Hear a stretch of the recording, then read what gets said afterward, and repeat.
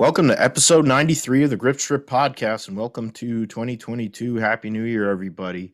This is the IndyCar season recap and whatever else we're going to talk about tonight here. How crazy this New Year has already been so far. My name is Philip Matthew. I'm here with my co host, Josef. Happy New Year, brother. How are you? Hey, I'm doing great, Phil. It's great to be back for the new year. Another new year of racing coming up later in the year, of course. Well, we still have football right now. Last week, week 18 of the NFL season, and then the playoffs and everything, and then all of the rest of the things that will happen this year. So great to start off this year, and glad to be on for the show to talk about it. Yeah, season three, officially, second full year of the show. We've been growing, especially in the last few months with the Formula One content we've had, and we are going to continue to do that. We'll talk about Formula One a little bit tonight, but mostly we'll be focused on the 2021 IndyCar season and give initial thoughts about 2022. Of course, we'll get into it more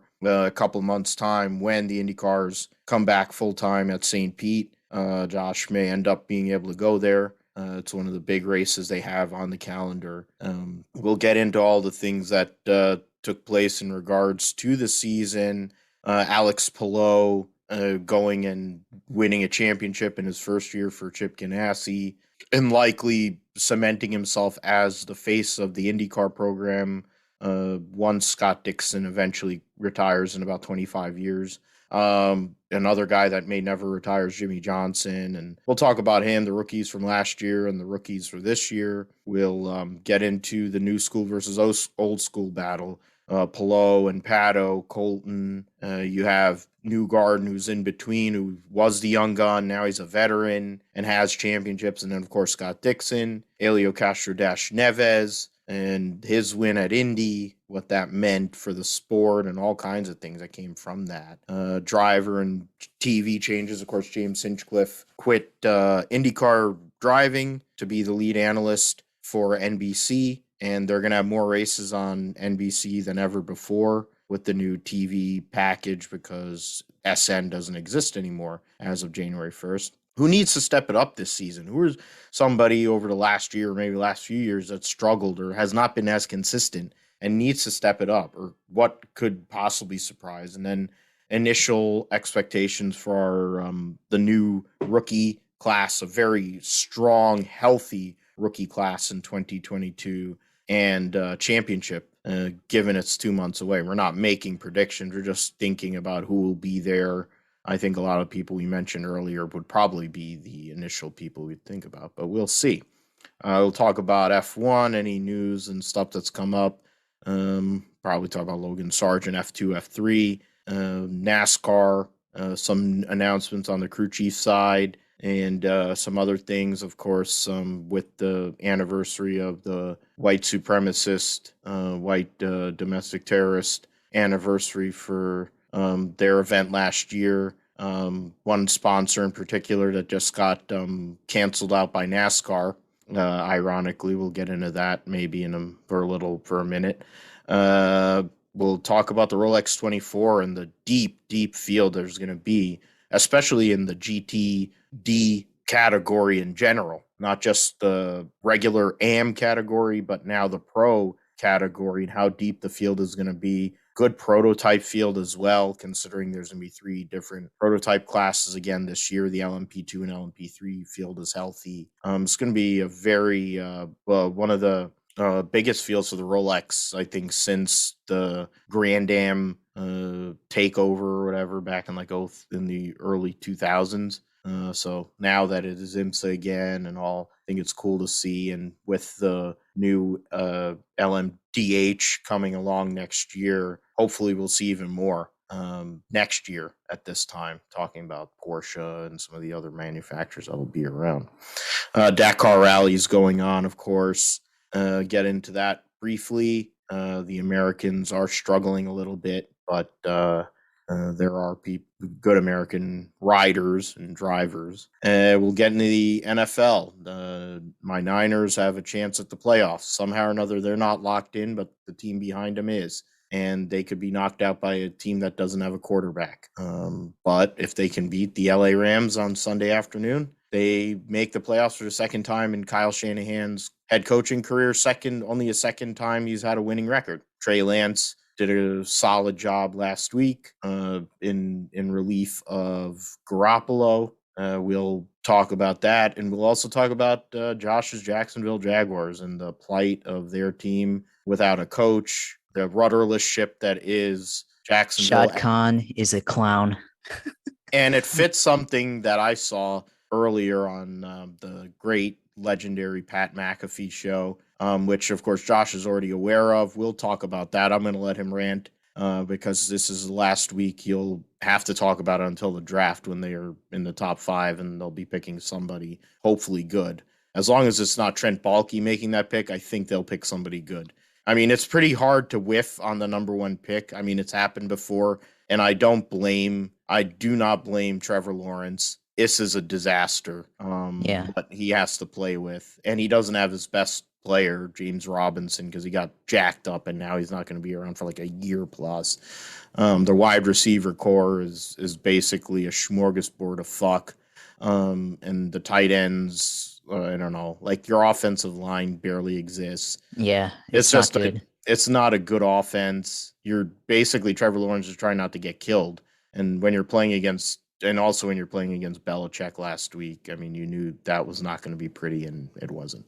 So we'll get into that. Josh will start 2022, tell us about stuff on the iRacing and sim side, and we'll close her up. So, let's start this deal. The IndyCar season, I mean, obviously, there's other shows that do IndyCars exclusively. There's Formula One shows exclusively. We do everything, or as much as we can. But we spent a lot of time on the IndyCar series last year, man, and it was such a great year. A lot of new faces that finally got into victory lane, surprising turns of events in regards to certain drivers, but no one more surprising than Alex Palou getting in the 10 car and being the first guy since Dario Franchitti to really be able to hold up his end of the bargain against Scott Dixon, who's one of the greatest drivers of all time. And not only do that, but go and beat all these guys and win an IndyCar championship in only his second full season on the grid, and first season for Chip Ganassi Racing. And to think that, the Alex Palou hired was kind of, people were wondering maybe was that a little too early? Was he ready for that spot? He had proven himself in the Formula, Super Formula, but it used to be Formula Nippon Championship, running up front there. But then he ran a year with Coyne, had some good runs. But I don't know if we really thought that Alex Palou was going to be what he was in 2021. I think we said the same thing when he won at Barber, and we were like, wow, like, where did that come from? But little do we know, he basically did that the whole year. And to be fair, he won 4 races, and he probably could have won 6. He had a couple of unfortunate instances which made the points closer, but he was the best guy through the entire year, and he earned that championship. It was pretty darn good, and it reminded me of the days of Dario and Scott together, when they would basically, it was them and Penske when it was the old in IRL with the Dallara toilets and the Honda engines, whatever, how good they were. But yeah, Alex Palou, man, Spain has an IndyCar champion, and he's pretty young, and he's got a lot of youth, or he's got a lot of vigor and love for life and racing. And I think the sky's the limit for him. Yeah, definitely. Not Scott Dixon, but his teammate. But Alex Palou has been a really good driver in 2021, of course, winning the championship. And yeah, like you said, he kind of came out of nowhere, starting out first race at Chip Ganassi, going out and winning the race. And he kind of showed flashes of his potential in 2020 with his previous team, which was Dale Coyne Racing with Team Go. So that was a tough year in 2020, but then came to Chip Ganassi, and then right after that wins, and sets the tone for what the season is going to be like. He had a lot of chances throughout the year to win races. Could have won at Road America and maybe even at Indianapolis Road Course the second time. Had a chance to win the Indianapolis 500, but ultimately comes away winning the most important thing of the season, the championship. Wins the final race at Long Beach, or I don't know. I'm forgetting now. Did he win at Long Beach? Colton won at Long Yeah, Beach, Colton won. but Yeah, Alex Palou finished top 5, which is what he needed. yeah. Okay, that's correct. Yeah, I'm looking at it here. My mistake, but yeah, he had a great season and yeah, came out of nowhere. Kept the championship in house at Chip Ganassi Racing. With Scott Dixon being the 2020 champion, there didn't have the best season for him, but teammate Alex Palou was able to go and win that one. You had Alex Palou winning at Barber, winning at winning up at Barber, then had the pole at Texas the first race. Then he won at Road. Okay, so he didn't win at Road America. That was Josef Newgarden that had that. He had a Yeah, chance at Road America in his rookie year, and it's funny, you talk about Texas. That was his debut in 2020 after pandemic started, and they had yeah, delayed it. And I think he and Rinus VeeKay crashed about 10 laps into that race.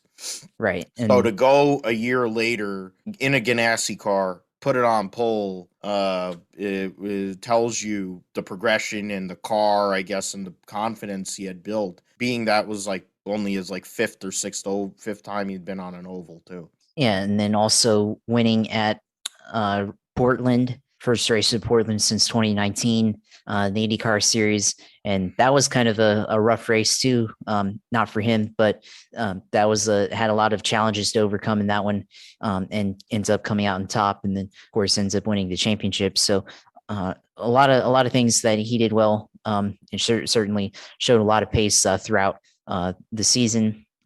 Did get kind of close to the end, but then ultimately he was able to keep it in-house in Chip Ganassi Racing. I mean, talk about some of the obstacles he had to overcome. I mean, go back to the race at Gateway, had that crash and got taken out with his teammate as well in that accident, and made the championship a little bit close. Pato O'Ward didn't win, but finished second in Gateway. But Alex Palou was still able to overcome that and then come out on top of the championship. So and then of course responded by winning the next race at Portland.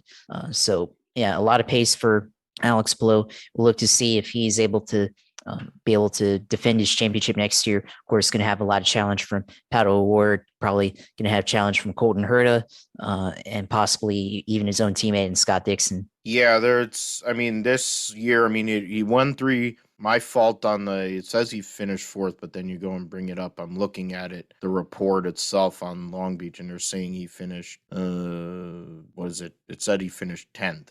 Or no, that's qualifying. So yeah, he did finish 4th. Yeah, okay. I looked at qualifying. Yeah, he finished 4th behind Herta, Newgarden, Dixon.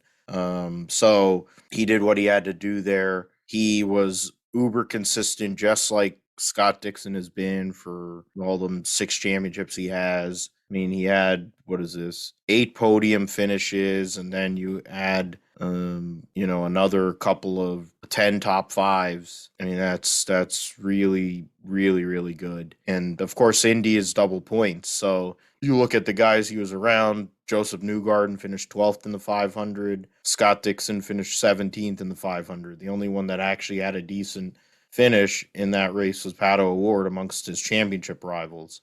So that's as much to do with it as anything. And he didn't have the best run of the group. I mean, I think his average was the worst out of the 4 at Texas, but he still finished in the top 10 in both races, while, like Newgarden had a 4th place average, Pato O'Ward had a 2nd place average, and 2.5 for Scott Dixon with 1 win there. And then of course, I mean, you talked about Pato O'Ward there, Josh, and I think the next piece is there. The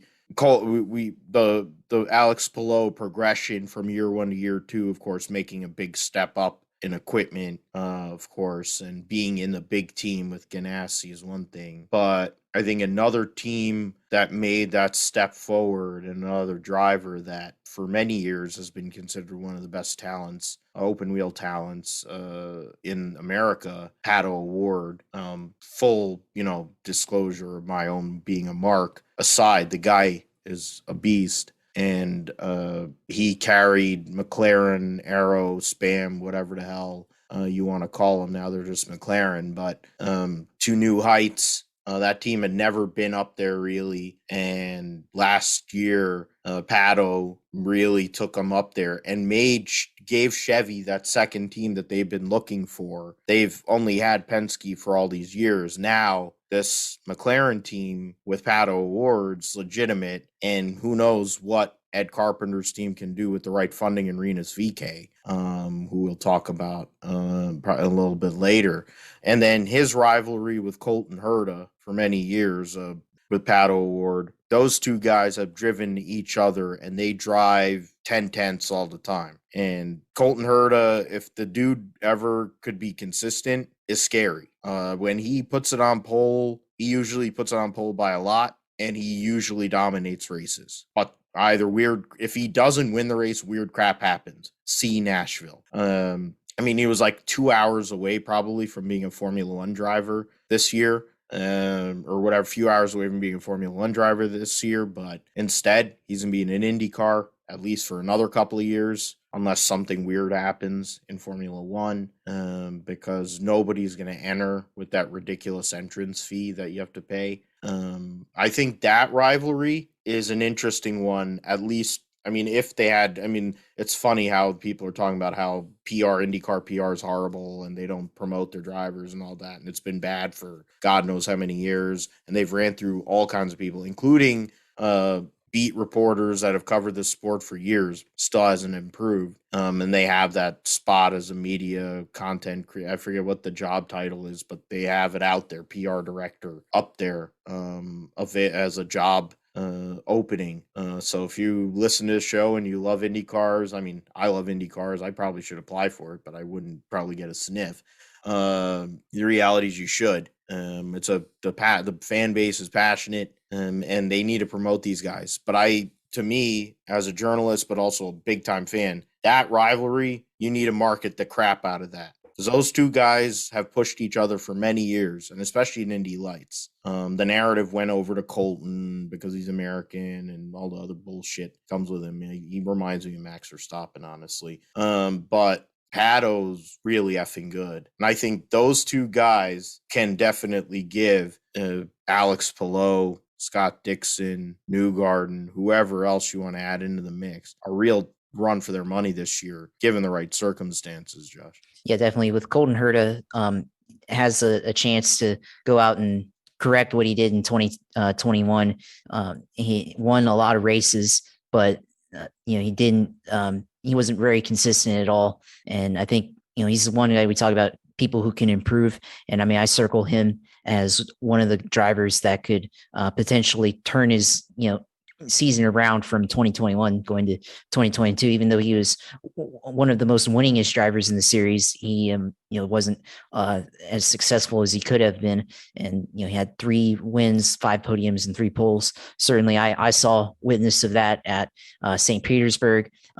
He was way fast there, had a lot of speed at Laguna Seca and at Long Beach. Probably should have won Nashville and should have won Gateway as well. Had both races, very fast cars, race winning cars. So definitely he's a guy that I look at as somebody who can turn around. I think Scott Dixon, possibly, even though he was contending for the championship, only one run race at Texas and still had 5 podiums, but he only had 1 pole. In fairness, Alex Palou only had 1 pole either, but I think getting him back to being more consistent in the championship, I think has got to be a focus on the number 9 team to be a little bit more competitive to the number 10 and Alex Palou. I think another guy, Simon Pagenaud, he's had a down year in 2021, finished 8th, lost his ride at Penske, and moved over to Mike Shank, taking over number 60 from Jack Harvey. So I think he's a guy was going to be teammate with Helio Castro-Neves, making his return full time. So I think, Simon Pagenaud's got a chance to maybe reestablish himself in the series, maybe be back to what his championship form was back in 2016, 2019 as well, winning the Indy 500 there, and kind of like we thought he'd be solid at Penske, but ended up falling out of the race. I skipped over what you said just a few minutes ago with because I thought you went with I was talking about Pato and Colton. Yeah. Okay. Yeah. Apologies, but no, it's with Pato. I think going back to last year in 2021, he had a pretty successful year, and you could kind of see it in 2020. I noticed it at Iowa, and going back to that race in 2020, he had a really fast race car there, and then 2021, of course, he won at Detroit, won at Texas, and we thought maybe there like they would be able to challenge more for the championship. And then, in 2022, he's got a chance to become greater than what he was last year. If he can, put together a better season than what he did in 2021. So I think McLaren as a whole, they also have to improve because Felix Rosenquist didn't really do anything. I mean, of course, he had that accident as well at the Detroit Grand Prix, and he was able to return to the car, but of course missed 2 races, and that did hurt him in the standings as well. But I mean, overall, it was mostly Pato O'Ward in that car, and that did well. So we'll have to see what happens. But the young drivers, they're able to continue their run of success. And then Colton Herta, of course, like I said earlier, that's the guy who I look at as somebody from 2021 who performed well, but was wildly inconsistent throughout the year that could possibly turn it around and challenge Alex Palou in 2022. Yeah, I mean, those two guys, because I'm going to transition over. You were talking about Dixon there, Josh, and I mean, he's a legend. He's one of the greatest ever. For him to not be in the championship battle would be surprising. He was in the championship battle, albeit kind of in the outskirts of it, and his closest rival other than that, has been in recent years has been Josef Newgarden, 2-time IndyCar champion, one of America's great talents that F1 missed on because he was in Europe and he was looked over, almost like what Logan Sargeant could have been if he had ended up here. And we'll talk about Logan Sargeant here in a little bit too. But those two guys have been the guys battling for this title for the last few years. And now, for the first time, honestly, they kind of had to change their game up. You mentioned the qualifying. I mean, Dixon has struggled with qualifying. He's kind of turned into Earnhardt or Smoke or whoever, like Matt Kenseth, who it's like, okay, I'll qualify wherever and I'll do what I can. In IndyCar, I'm not so sure it works out as well because the races aren't as long. When you have a 500-mile race or a 400-mile race and you have the gimmicks that NASCAR has, you could possibly get away from a bad qualifying run when they have qualifying. I guess they will have that more this year again. But in Dixon's case, it's harder he's one of the only ones I've seen that can really make a lot of overtakes, but there are races where there really isn't a whole lot of overtaking no matter what you do. The qualifying has to be a point of emphasis for Ganassi, especially since now they're going to be a four-car full-time team, adding, what's his name? Ericsson, of course, who had a breakout year, and Jamie Johnson, all running full time. I think they're going to want to look at qualifying because it's going to be so tough. They're going to change the qualifying segments or the groupings to limit traffic, because that became a problem last year during the road courses, street course races, because of the amount of the same thing in Formula One where everybody slows down trying to get clear track. The same issue in IndyCar, but more pronounced. I think in Formula One, you should have the technology. And people complain about single car qualifying. I mean, if that's what's going to end up happening, hopefully they don't. Group qualifying works. If you police it properly, and at least in IndyCar, they generally, unlike Formula One, police things a little better.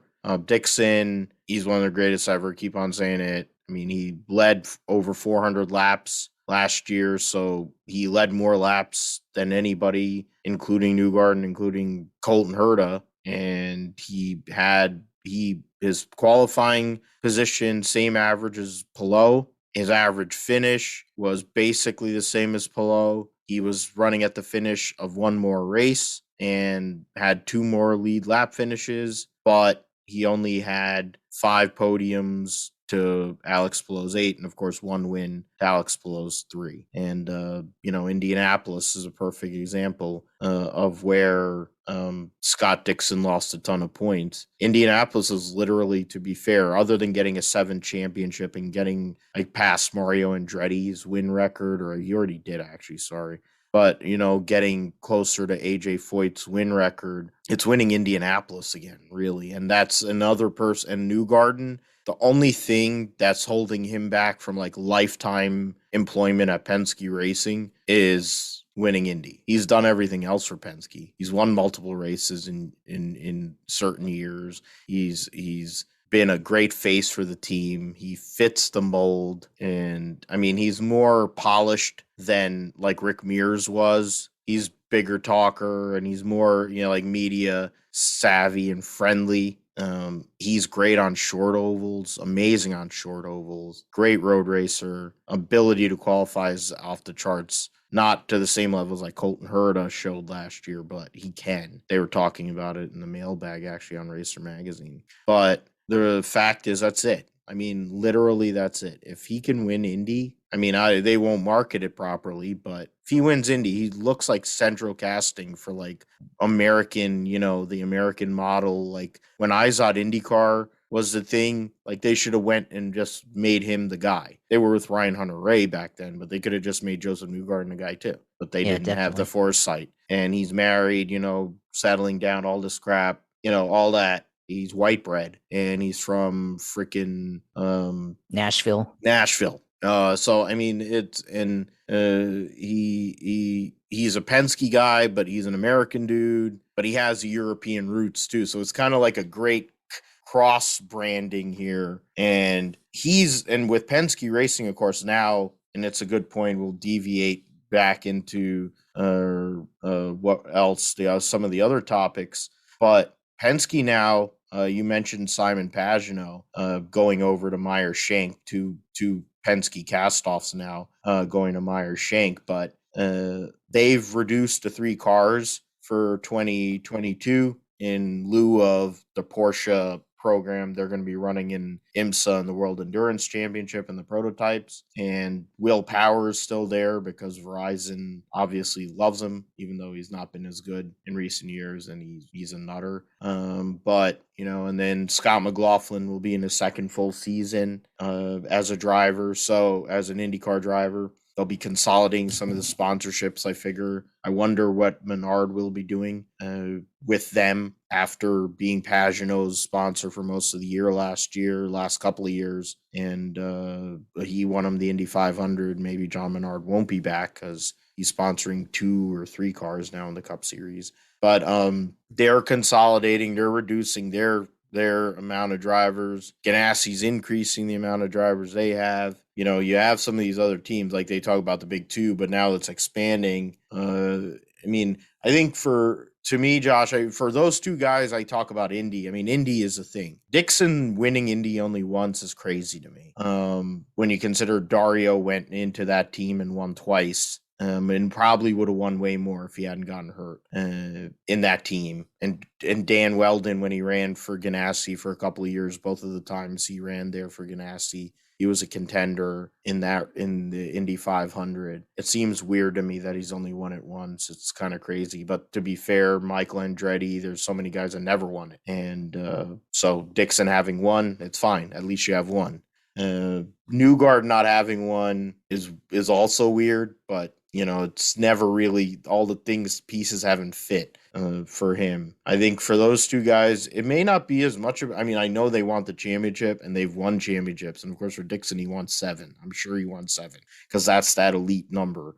But I think the Indy would be bigger. Indy is bigger, to be fair, than the championship. I bet. I mean, Alex Palou won't say that now as a champion, but I'm pretty sure he wanted to beat Helio, and that flows into the next topic of Helio Castro-Neves coming off the deck, being a part-time sports car driver and a part-time IndyCar driver. His first race of the year was last year's Indy 500. He qualified his Meyer-Shank car in the Fast 9, quietly went about his month, and on race day had a rocket ship. And him and Alex Palou had one of the great battles in recent Indy 500 history. I mean, going into this new, like the DW12 era, there was much more cooler, closer battles, like the Ryan Hunter-Ray Helio battle.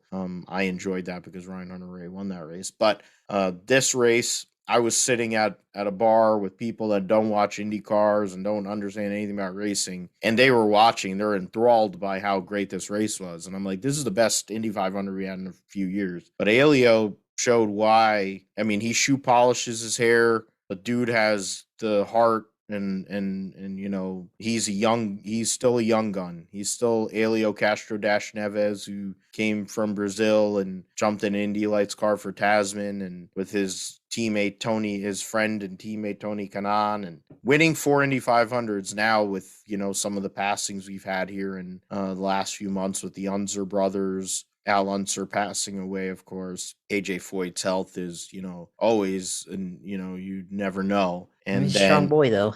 he's tried to, I mean, the late Robin Miller talked about it in his AJ Foytisms videos about how all the different things he's done to try to kill himself, and he's still, or almost get killed, and he's still here. So it's amazing. It tells you raw meat and ice cream obviously does work.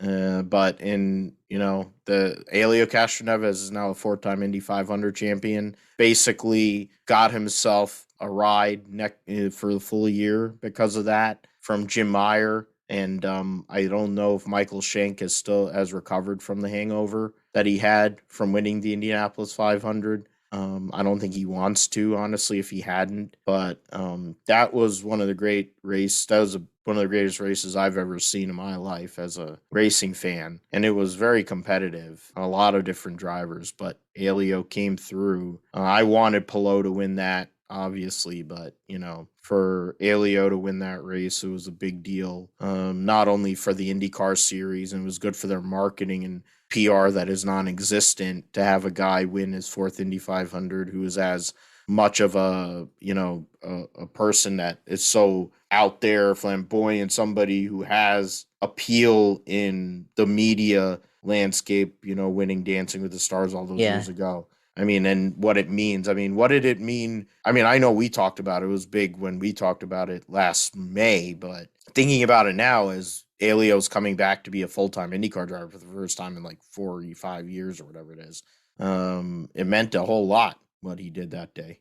Yeah, I mean, he definitely did a lot that day, winning that race. I mean, the energy of the 2021 Indy 500 was just, you know, tremendous. I mean, obviously there was no fans, and that was part of the aspect of it, is just the fans being back, bringing that energy back. I mean, in that race, I remember watching it on TV while preparing food for a party later, and there was, you know, the moment when Connor Daly took the lead, and you could hear the fans cheering for him. Of course, hometown hero.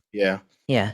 But pretty much any driver, the fans like, for the most part, at this race. And of course, Helio, maybe the most remarkable driver still in the series, even though he was not a part-time or not a full-time driver anymore. Of course, he still has that pull, like you said, from Dancing with the Stars, able to pull that card and bring that.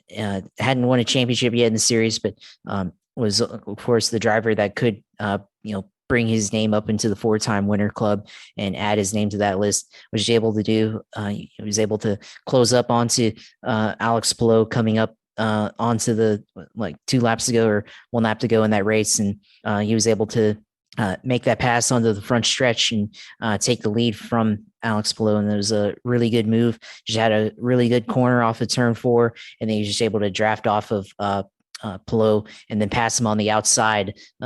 Very bold move to do, of course, at Indianapolis. But if you have the car just right at that point, you have the momentum in that corner, and the guy on the inside doesn't quite have the downforce anymore to hold it on the inside line and keep the lead. But he was able to win that race, and of course, parlaying that into a full-time ride this year, and we'll see how he does. If he's able to add himself to the 5-time winner club, of course, the only one at Indianapolis that Jeff has Gordon. 5-time wins, Jeff Gordon, of course, Jeff Gordon! in NASCAR. Yeah, in NASCAR, but winners at the Indianapolis 5 or Motor Speedway. That's just who's on that list of 5-time winners. So it would be an incredible thing if he's able to go out and get his 5th Indy 500 win in 2022 this May. We'll see if it happens. But as for the rest of the schedule, we're going to have to see, being on the full-time ride again, what's his results going to be. He's going to struggle early on and have to adapt to being in the car full-time. He had that stint at Long Beach to kind of prep for the next season.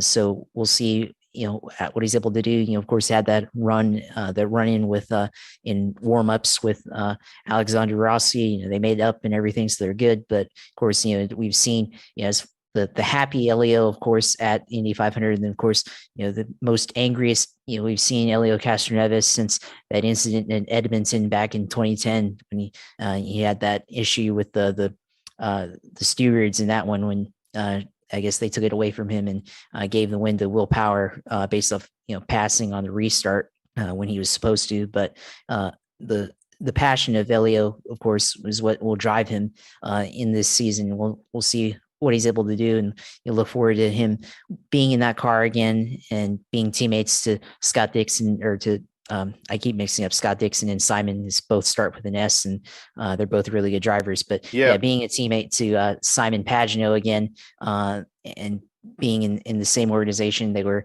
teammates over at Team Penske. They were teammates both in IndyCar and in IMSA.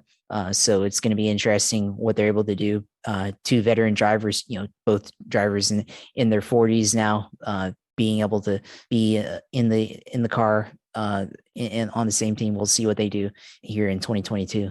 Yeah, and they're both going to be teammates on the prototype side in the 60 car here at the Rolex here in a few weeks' time. Helio's the designated third endurance driver with the team. And then for the 24, they called in Simon Pagenaud, which is a pretty good shoe to call in because he's pretty damn fast in a sports car.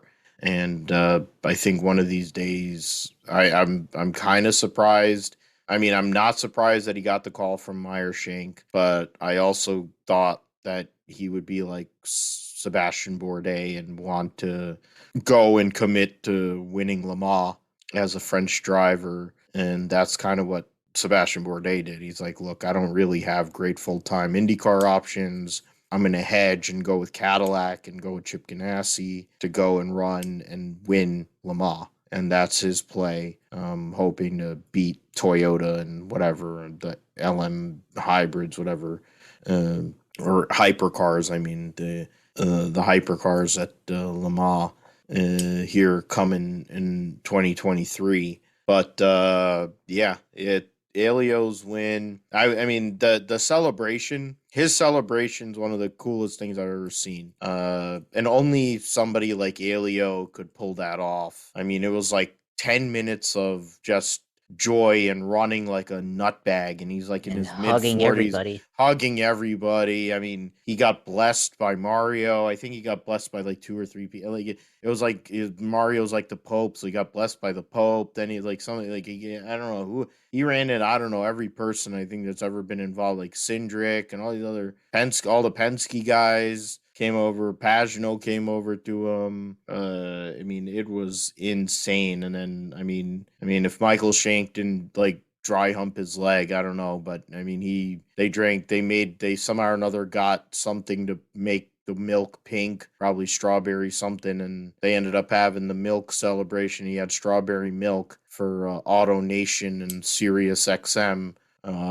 That was something for sure. And Meyer Shank, they were talking about the engineering staff here because Andretti Autosports made a few moves with their fourth car, specifically, and also with the Meyer Shank partnership that they have. That's one thing you talked about, how Helio will transition. He ran 6 races last year, 5 mostly. I think the rest of them are road course races, and they're here or there, neither here nor there in regards to results. But now that Andretti partnership there, and now you have Pagano in there too. That's a 6-car effort in a sense, with data, sharing and all that. How will that be being a satellite team of sorts? How that'll work? Will they be able to be competitive? It's interesting because, of course, Jack Harvey's been there for a few years. People can say whatever they want about him. He was very fast, and he had his moments. He was good on qualifying day for sure, and he had good runs. And he had podiums,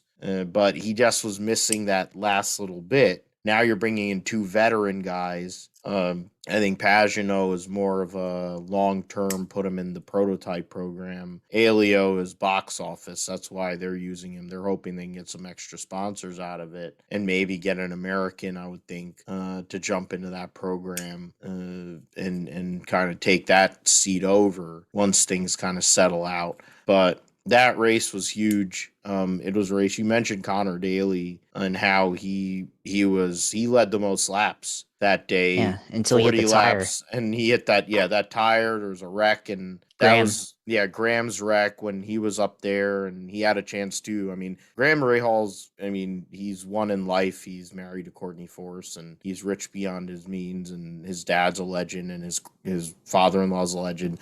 But his luck in the Indy 500 is insanely bad.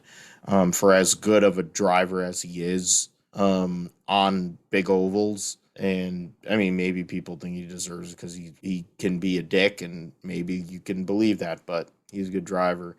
He had a really good car too. The car was dog crap in qualifying, but he had a good race car. He was up front. Sato had a good car too, and Strat didn't really go his way. He was trying to go for 3 Indy 500 wins, and that's interesting too. We're going to get into that with the driver changes. Talking about Jack Harvey and Takuma Sato, but like you look at it was a Ed Carpenter Racing benefit between Connor Daly and Rinus VeeKay. Rinus VeeKay put it on the front row, led 32 laps, had a great run. Strategy didn't really work out in his favor late, but he was up there trying to follow in the footsteps of one of his mentors, Harry Lunatic, the 2-time Indianapolis 500 champion. Bring it back to the Netherlands, an actual guy from the Netherlands, unlike Max Verstappen, who's Belgian. But whatever the hell his nationality is, he's a prick. But not Rinus VeeKay, who won his first race at the Indy road course earlier that month. Pato O'Ward, of course, was it Alex Castro-Neves, Palou, Pagano, O'Ward, Ed Carpenter ended up finishing 5th in that race after starting 4th. And then Root Beer Floathead, Sage Karam, VeeKay, Juan Pablo Monterior, who will be driving with his son at Rolex 24. Or no, the long or 12 hours of Sebring, or I have to look that up again. I'll look that up in a minute. But and then Tony Kanaan in 10th, driving the 48 car. So that it's interesting. The field is very tight and a lot of good cars. I mean, there's 22 cars on the lead lap, so you can only imagine it's going to be even tougher to make this race this year. So we'll see how many show up. Dixon qualified on pole and only led 7 laps and finished 17th. So he had a penalty or issue, right? Yeah, he had a penalty on pit road or something, and then he got shuffled back, and he never could make that track position up. So it tells you that race is going to stand because, of course, Helio won his 4th. But there were so many things that you think about in regards to the IndyCar season, how it kind of worked out. and where it ended up to kind of how things changed and how things worked out just based on the whole year. Transitioning into 2022 briefly for this part. I mean, I mentioned the whole mayor of Hinchtown going to TV full time. I mean, he did such a great job with Alan Bestwick on the SRX broadcasts. It was only, and the way that his season went last year seemed like it was only a matter of time. I don't think that he's as bad as he looked last year, but I also think that the accident that he had at Indianapolis a few years ago took away a little bit from what Hinch had, and he kind of wasn't the same guy. He did win again, I think, but it Yeah, wasn't. He Long wasn't. Beach. Yeah, but he wasn't the same guy, and he could still race. Honestly, once these teams come in with prototypes, whatever, I think he could be an IMSA driver for sure. But I don't think being on an oval in an Indy car really is. He's not as keen on it anymore. And to be fair, James Hinchcliffe's best help the IndyCar series by being their lead analyst and build a brand there. And hopefully, with him and Lee Diffie, they can build something together. Whoever the hell they have as a third person's whatever, they're going to have a hard time replacing Miller. Hopefully, they'd hire some people back like Jan Beekes and whatever to help the pit progress. I kind of feel like Kelly Stavis is going to get like permanently assigned to IndyCar, so she never covers a NASCAR race again because of all the bullshit that happened. But I think Hinch coming to TV full time is going to be great for NBC, great for Lee Diffie because Hinch understands the whole dynamic. He's able to do an interplay. They'll joke around. He also understands the car. That fundamentally, as much as anything, really means a lot. Like Durwood sat there for years yapping about nonsense, and then by the end he was just screaming because he didn't know anything about the cars. And then I got into a Twitter thing one time. His stupid fans and some of the inbreds went after me because I questioned something Daryl said, and then he's trying to go and say, well, I've worked on race cars and did all that. You haven't driven a race car in 20 years. How the hell are you talking about you haven't driven a cup car in 20 years? How are you talking about this and saying, oh, this is how it is? And you're questioning like Jeff Gordon, who actually just got out of the car. It makes no goddamn sense. But it's Durwood, whatever. The same inbreds are going to be celebrating tomorrow. Were the ones that were going after me and some other guy on Twitter, but then it's Twitter. I think the fact of the matter is he's going to be big for NBC, and he's got cross appeal where he might be on the Olympics here next month, whoever's going to end up at the Olympics next month, since a bunch of people are starting to get COVID in regards to athletes. And I had COVID and somehow or another tested positive and negative within 2 hours of each other, but I don't know. He's able to go and do multiple things. That might be a big thing for IndyCar in their PR push, Josh, before we get into the driver changes, which there are a lot. Yeah, I mean, especially with James Hinchcliffe, you talk about his ability to be an announcer. I mean, you could kind of see it in 2020 when he was a part-time announcer for NBC when he wasn't in the IndyCar. You saw it last year in the CBS booth with Alan Bestwick when he was there in SRX. And he's also said that if he wasn't a race car driver, or if he never became a race car driver, he would have became a broadcaster or tried, to go down the media route. And he's very articulate. He's friends with most of the drivers. He understands the car, like you said, and understands the intricacies of it. And he has the dynamic. He has the humor. I mean, he still has, not as much pull, but he was also on Dancing with the Stars. So he does have media appeal there. That the casual observer might be able to remember him from that. He still has that accident, like you talked about his accident in 2015, came back a year later, won the pole for the 2016 500 and then failed to qualify a year later in 2017. So he's had a lot of up and down in his driving career, particularly at Indianapolis. And I think he's going to bring a lot of his experience that he's had in the car into the booth. Still going to be racing probably in IMSA, like you said. And I mean, if they bring back Townsend Bell, Townsend still races in IMSA as well. He's raced as recently as 2016 in the Indy 500, so still has a lot of relevant experience there. So two drivers that had a lot of experience going to help in the booth, make it, bring up the level of the booth, certainly help Lee Diffie out with credibility there, and maybe have a better sounding broadcasting booth overall and everything. So looking forward to seeing what Hinch is able to do. Is he going to have the same effect that guys like Dale Jr. Jeff Gordon had in the booth? We'll see. I think he will, and you saw a preview of that in CBS last year with the SRX series. So looking forward to what James has to say next year, and definitely looking forward to hearing some of the humor that he's got being translated up into the booth.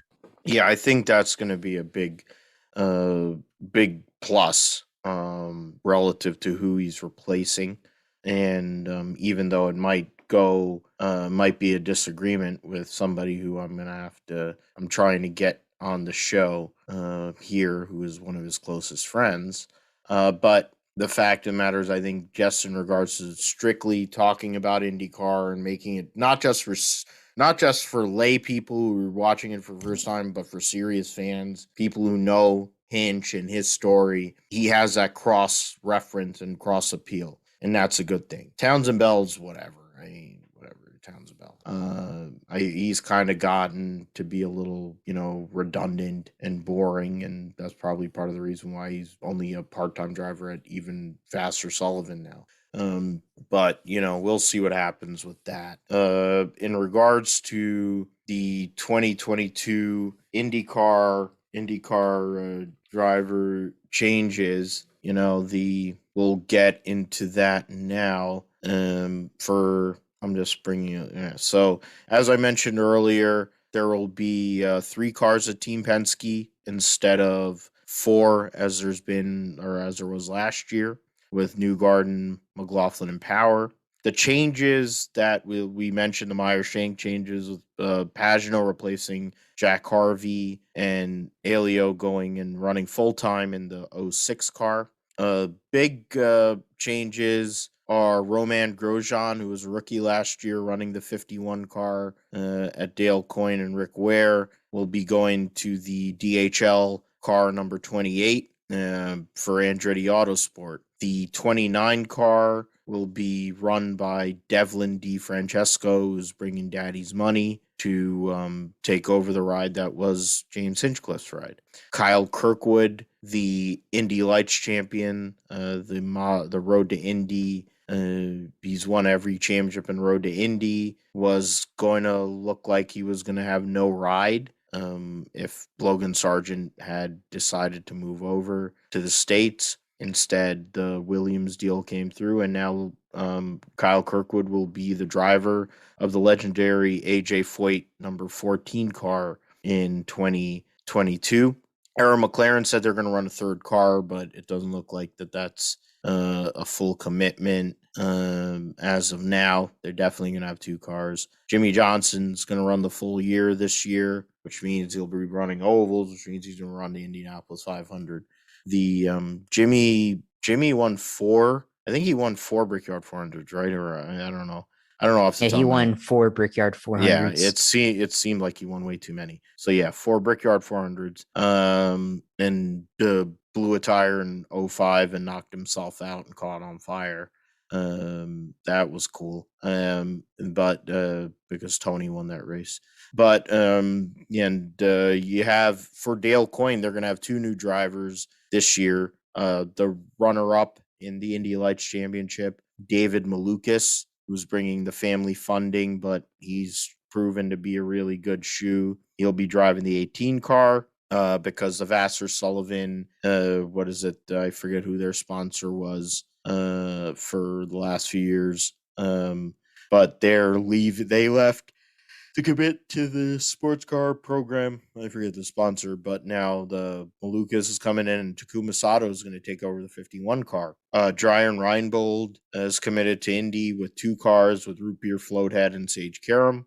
Basically, the only car that has an open ride is Ed Carpenter's road course ride. That's it. Yeah, we don't know who's it going to be, whether it's going to be Connor Daly, whether it's going to be Ryan Hunter-Reay, to be determined. Rinus VK will be back this year, of course. Callum Ilott, the Formula One, going through the ladder. He's had great progress and done a good job. He'll be driving the Juncos Hollinger number 77 full time, one of 5 rookies. And then the last rookie will be fellow Formula 2 and Formula 3 graduate Christian Lundgaard, who made 1 start last year for Rahal Letterman Lanigan at the Indy Road Course Part 2 during the NASCAR weekend and qualified in the Fast 6. And that basically got him into the 30 car with, of course, his funding and Alpine funding and all that. Harvey is going to be in the fully funded High V number 45 that I was kind of hoping Oliver Askew would have gotten, but, it's neither here nor there right now. And with Green Rehal. So it kind of goes into that, we look at this, it's a deep field, 26 cars be out there every week. That's pretty deep. Thinking about some of the one-offs that'll be there. Beth Peretta's trying to arrange a deal to run Indy again, of course. And, some of these teams will run an extra car. It's one of the deepest fields we've had in a long time. I mean, I think we say that every year, and it seems to be true, getting more true every year, or truer, Josh, that and I mean the rookies in this class. You have the top 2 guys in Indy Lights last year who battled the whole way. You have 2 guys that came through the Formula One grid system and were locked out of Formula One in a sense and didn't really have any outs. And they said, okay, we'll bring our money and we'll run IndyCar, and who knows what can happen. Colton Herta is perfect proof of that, with how much money Michael Andretti seems to have these days. But 2022, this to get into the Fast 12 at road course races is going to be really, really tough, let alone making the Fast 6 and qualifying on pole. But to make the Fast 12 is going to be something. Yeah, definitely going to be something to make the Fast 12, especially with, we say it's a deep field, and like you said, it seems like that's the case every year. And I feel like it's definitely been the case since they moved back to the IR18 chassis, low downforce car on both the super speedways or ovals and on the road courses, the universal aero kit. And I feel like with especially with the formula that IndyCar has, you have a kind of there are differences in the car, but it's mostly a spec series now, and it allows the driver talent to really shine. And there's a lot of parity in the series, so you get to really see drivers that had been in past series come over to the series, or drivers that have been around in the series for a long time continue to still be competitive, and you have that week to week volatility. For the most part, the middle portions of the field, and sometimes it affects even the up into the podium. And, I feel like with one of these changes, of course, Romain Grosjean going from the 51 part-time with Dale Coyne, Rick Ware going to replace Ryan Hunter-Reay in the 28 with DHL Andretti Autosport. So, that's the one change that I'm really looking at, seeing what is Romain Grosjean, he really impressed in the 51 car last year on the road courses. And then it was so impressive enough that he got a chance to run ovals at Gateway, and, he became a hero there at that race, particularly because he used the high line and everything. So what does he do in the number 28? 28 hasn't really been all that great last couple of years with Ryan Hunter-Reay hasn't been great. It's basically hasn't really shown a whole lot since 2015, 2014, when he won the Indy 500. So, and then he won at Iowa that year as well, Ryan Hunter-Reay. But, Romain Grosjean, his talent that he has, you saw it in the 51, does it translate over to the 28? Can he get a win? Is he able to finish within the top 10 of the point standings, can even challenge higher, possibly get a top 5 or, sneak up onto the podium or something like that. That'd be a massive, massive improvement, but for that car and for that team. But I mean, I really think that he's a driver that's immensely talented, and finally being able to show it after years of kind of running in the back with Haas and everything. So that's one change that I'm really looking at. Of course, we've already talked about Simon Pagenaud, Helio Castro-Neves going full time, one driver going back full time, another moving over to new team, get a fresh start. Talk about Jimmy Johnson's going full time as well. So we've yet to see him on an oval in an IndyCar in competition, and we know what he can do in NASCAR, and certainly we would think that some of that's going to carry over, just that oval experience, running the different lines and knowing how to utilize dirty air and downforce in the car. So looking forward to see what he's able to do in that. And of course, Tony Kanaan going to have a separate car for him now that Jamie's full time. So we'll see what he's able to do in that car. Of course, rookies as well. Kyle Kirkwood winning the Indy Lights Championship now full time in the 14.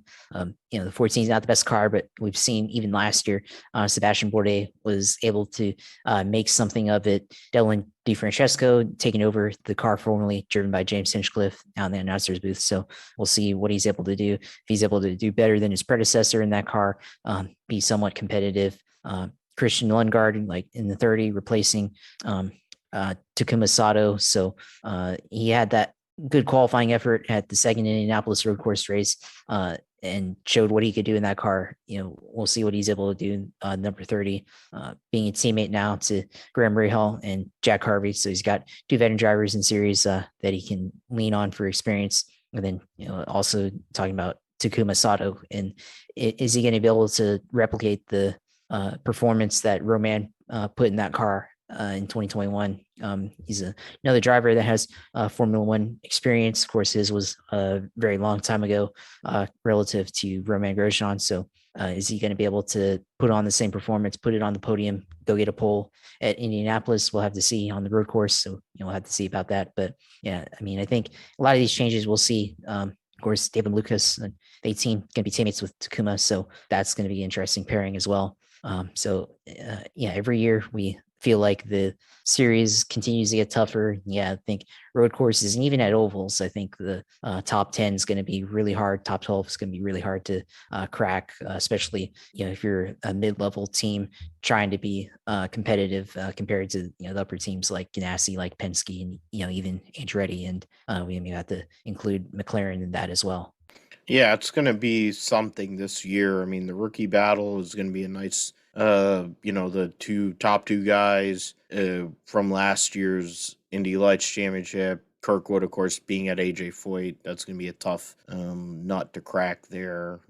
It's been a long time since AJ Foyt's team has been competitive in IndyCar. Even when Takuma was winning an odd race here or there, they still were irrelevant in others. Can Kyle Kirkwood be that guy, the American dream, be like Dusty Rhodes? Can he be Ric Flair? I don't know. And bring the team, bring this team up with the funding and all that. Malukas has his funding, and Dale Coyne Racing has always run that way. I'm curious how that combination will be with Sato and him. Sato kind of gets to walk off on his own merit in a sense with the Dale Coyne Rick Ware combination. Of course, I think that'll help them. They've run well at Indy in general in recent years anyway, whether it's Root Beer Floathead, they had other guys fill in. Davison filled in for Bourdais when he had his massive wreck in 17 and had a good run going there. So they've had good cars at Indy. So putting a two-time Indianapolis 500 winner in that car, who knows what that could mean.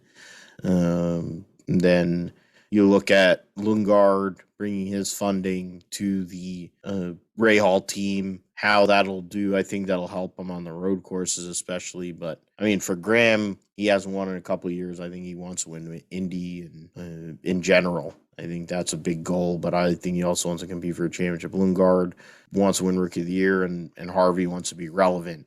See if Ray Hall can come back. The Ray Hall, Letterman, Lanigan team can come back. Callum Ilott, I'm curious how that team will do. Juncos is great in the lower formulas. They've struggled in IndyCar. It's hard to compete in this sport as a new team.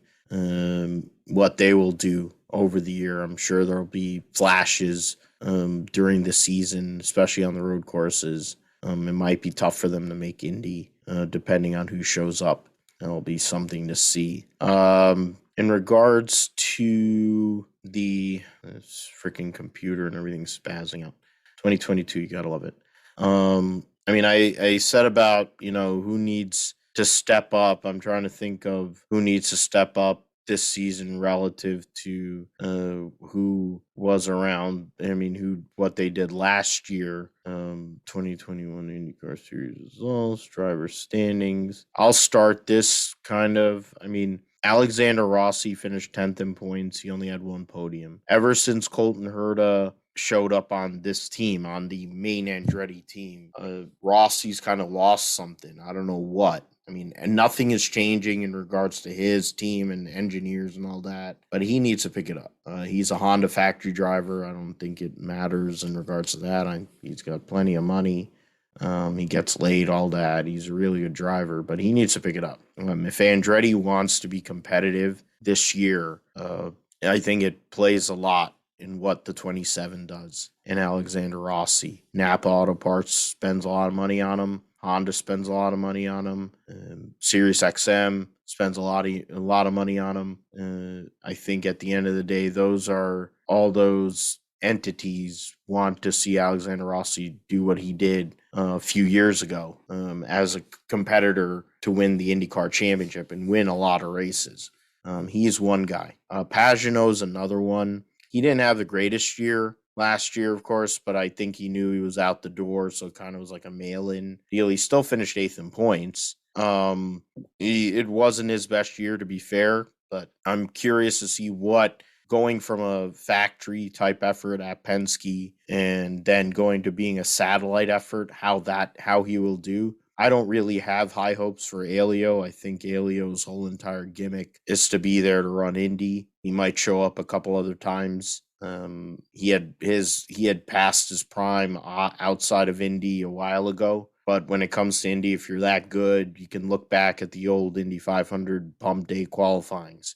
All the guys that used to win the Indy 500, they're always there, still qualifying on bump day, trying to make the Indy 500 because you're not going to get rid of guys who are that good at the speedway. Helio is great at the speedway. That's the race that matters the most. So we'll see what happens with that. And I think Will Power is another one because I don't know what Penske's plan is long term, but Will Power's productivity has gone down over the last few years. I mean, minus him being a douche along with Chad Reed, minus all his character defects and all that. He's not the same driver he was a few years ago. He's getting older. If Verizon knew it was good for them, they'd just sponsor Josef Newgarden. And then whoever the other sponsors, all the other sponsors they have just put on Scott McLaughlin's car. And I mean, I don't know if Will Power wants to run sports cars. It doesn't seem like he wants to run sports cars. Penske doesn't seem to want to get rid of him, so I guess he's never really going to go anywhere. But I think he needs to step it up personally. Relative to all the PR he gets. I mean, he really should step it up. He didn't really do much last year. Sato, he's going to always be hit or miss. It's been his whole career. And Harvey, now that he has a fully funded ride at Ray Hall, Letterman, Lanigan, which I think at worst case you could say is a lateral move, but now he's in a 3-car team instead of a 1-car team. He's going to have data to look at. What can he do?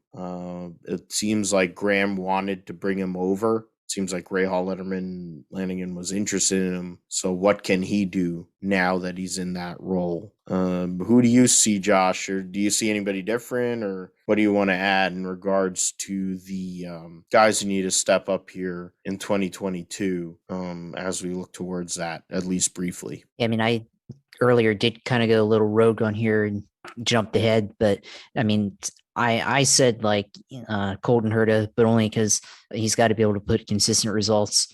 Scott Dixon, I think he's got to be able to win the championship again. I think he has to win more than one race. Certainly be in contention up to the final weekend. Simon Pagino, talking about him earlier, new fresh started. Meyer Shank now being teammates with Helio. I mean, I agree with you with willpower. I mean, one race last year and finished on the podium 4 times and had a pole, but wasn't a factor at many of the races, and had a lot of inconsistency. And I mean, showed in his average finishes and had a 12.4 average finish, and just that's not going to cut it in the series. And we always kind of, I mean, Alexander Rossi's been kind of not been performing that well the last couple of seasons, and I kind of overlooked him earlier, but I think he's another guy, especially being teammates to Grosjean and being teammates to Colton Herta. He's got to be able to up his game and kind of get back to the level that he was at, back in 2019 and 2018, and when that's kind of like his peak in the series so far in his IndyCar career. So I think those guys need to step it up. And Jack Harvey, like you said, he's got to step it up. And would like to see what Scott McLaughlin is able to do next year, especially first year in the car last year, and had a lot of struggle in the car. So would like to see what he's able to do with a full year of experience now in an open wheel car. I'd like to see what Jimmy Johnson does, especially now that he's going to have a full year of road course experience in the car. We saw flashes of what he could do, especially once he got deep into a run. Even though maybe he might have been a lap down, he was starting to show better pace towards the end of the races. So now he's got a year under his belt and more practice, more testing.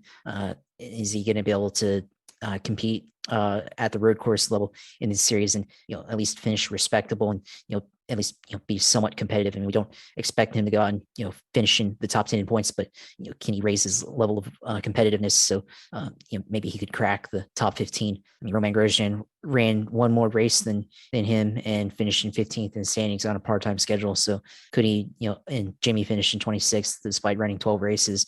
So could he at least get up to 15th or something like that, and potentially up his average finish level to some of the other drivers in the series? Because he had a 21.1 average finish. Can you at least raise it up to the 12 to 15 level?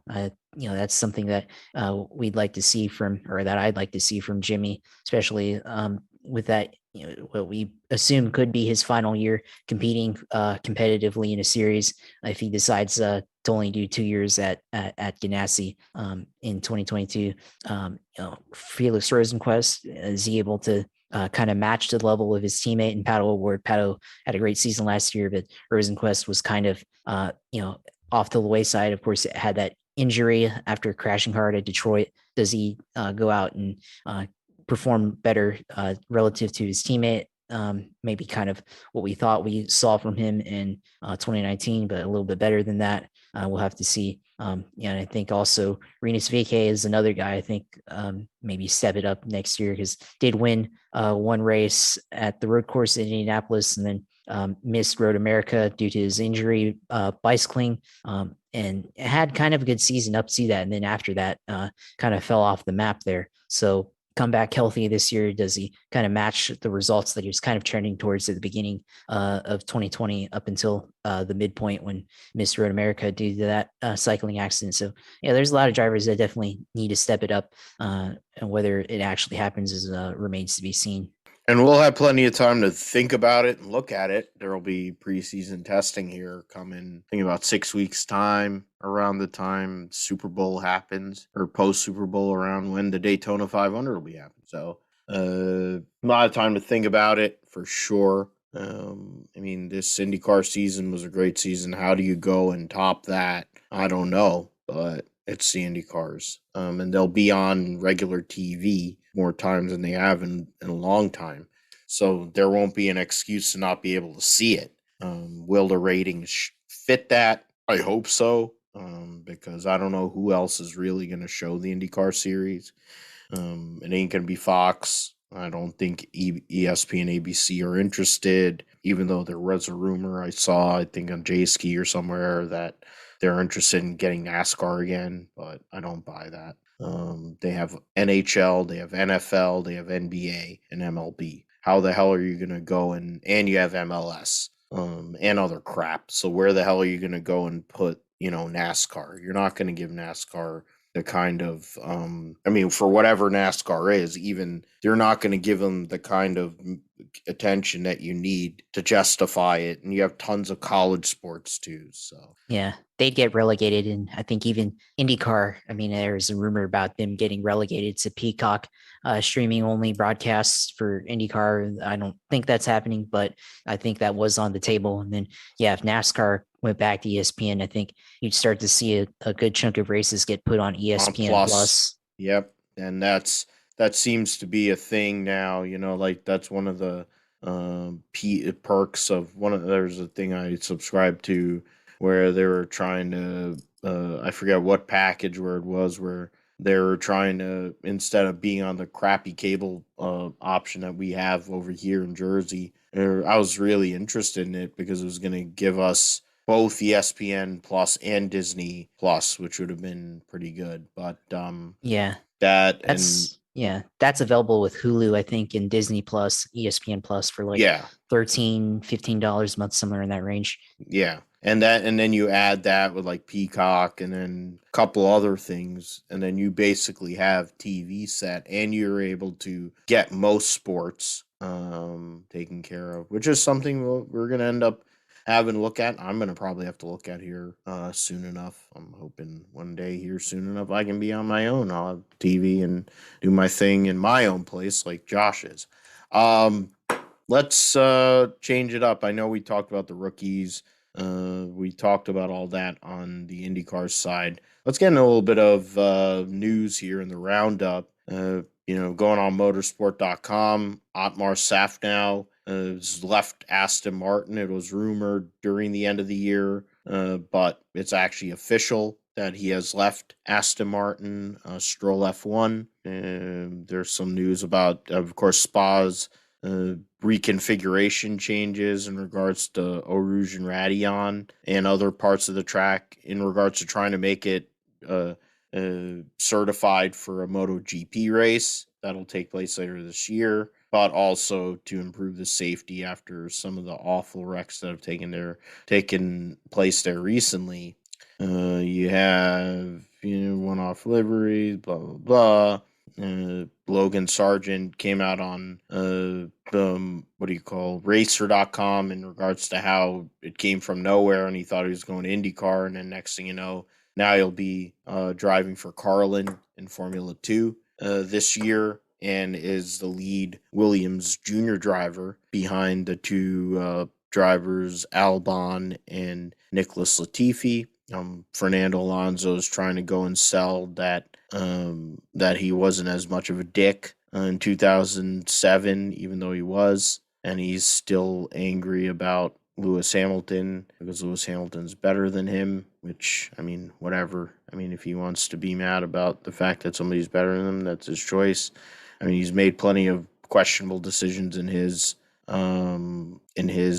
career, and Lewis was able to make better decisions, which in part led to his ability to go and win all these championships. Going into that for supercars, commercials. Okay.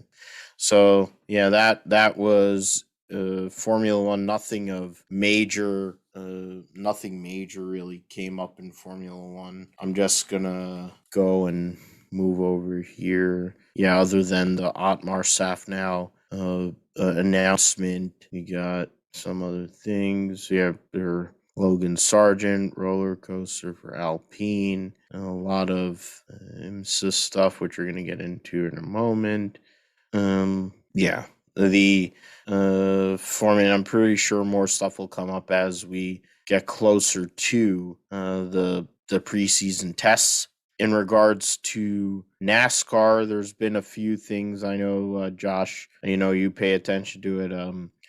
I guess we'll lead with this since we're on peak. We're right on the anniversary of a horrible event. We did a show the day of.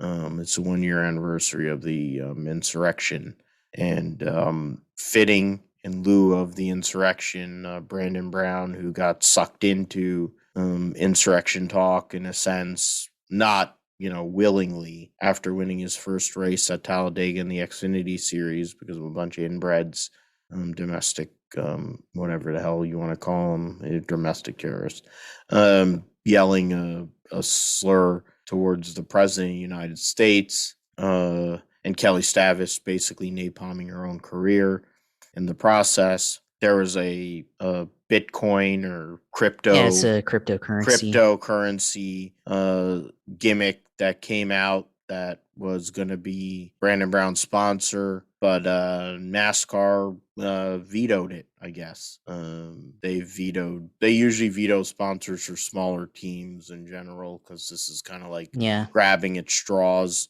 One of my friends on Twitter talked about, because he works for Carl Long's team, and they talked about a weed. Veedworks. Yeah, Sebastian. I remember that. Yeah.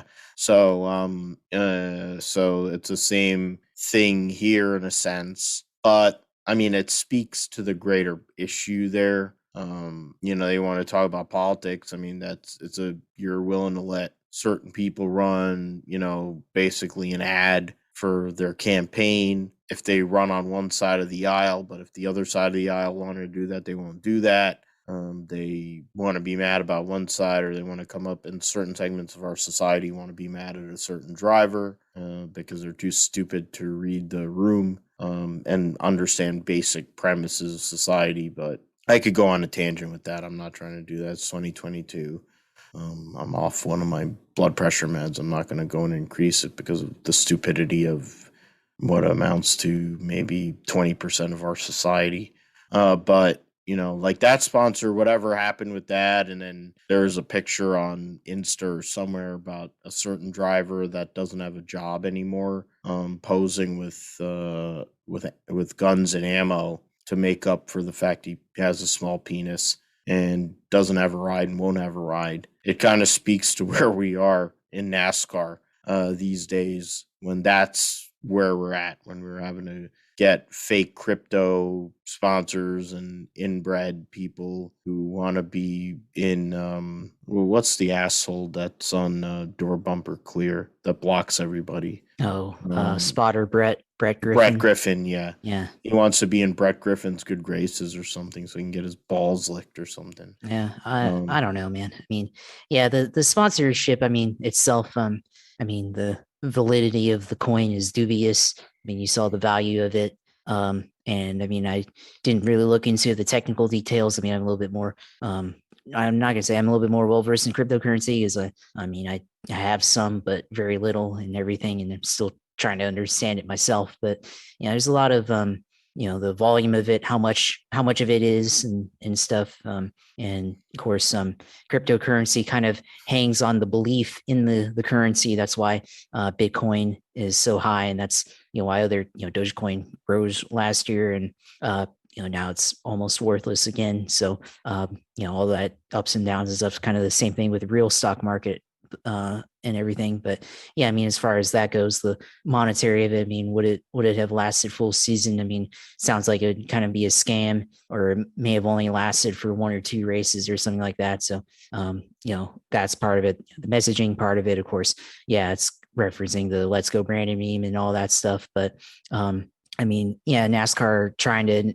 announce that they're banning political sponsorships, and I mean, it seems like they're going to limit to political activated commit or PAC related sponsorships, which I guess maybe this was part of that or something. I'm not sure, but I mean, I kind of that's a fine line to go down, because I mean, there's a lot of sponsors that you could go on the political spectrum that could have ties. I mean, we have the Bass Pro Shops NRA race, and the NRA, I mean, they're activist organization for the Second Amendment, and that's and gun rights and all that stuff. And what are they going to ban that part of the race sponsorship? And I mean, I did see something earlier, because I have that legitimate question, and I looked at that online, and I guess I don't know. I guess they removed the NRA part from the race title in the logo. If you go Google it right now, it looks like it just says Bass Pro Shops NRA night, or Bass Pro Shops night race at Bristol or something like that. So not sure. I tried to look up, see if there was like some kind of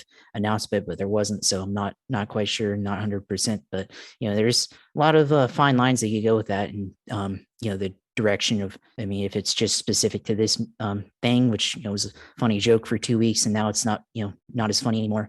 And certainly it's an exercise in linguistics and how language changes and all that stuff. But this political, or NASCAR's policy, I mean, could be problematic. We'll see what ends up happening, of course. And they've done a lot of things in the past, of course, like you said, with respect to small teams, Wiedwerk's getting revoked from Carl Long's team, and they're not comfortable having a weed sponsorship. This was like 4 or 5 years ago, and now of course now it seems to be coming along now in 2022.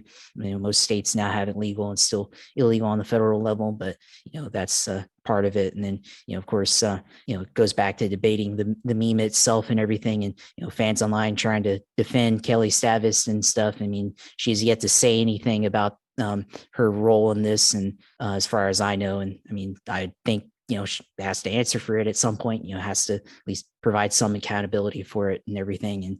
And would like to at least see, because I feel like definitely responsible for it. And in the interview, he's like, "Oh, let's go me," or whatever he said, the word "let's go" several times, and sure, that's part of it and everything. And it was a quick thinking move or whatever, but still, Kelly Stavis, where you at?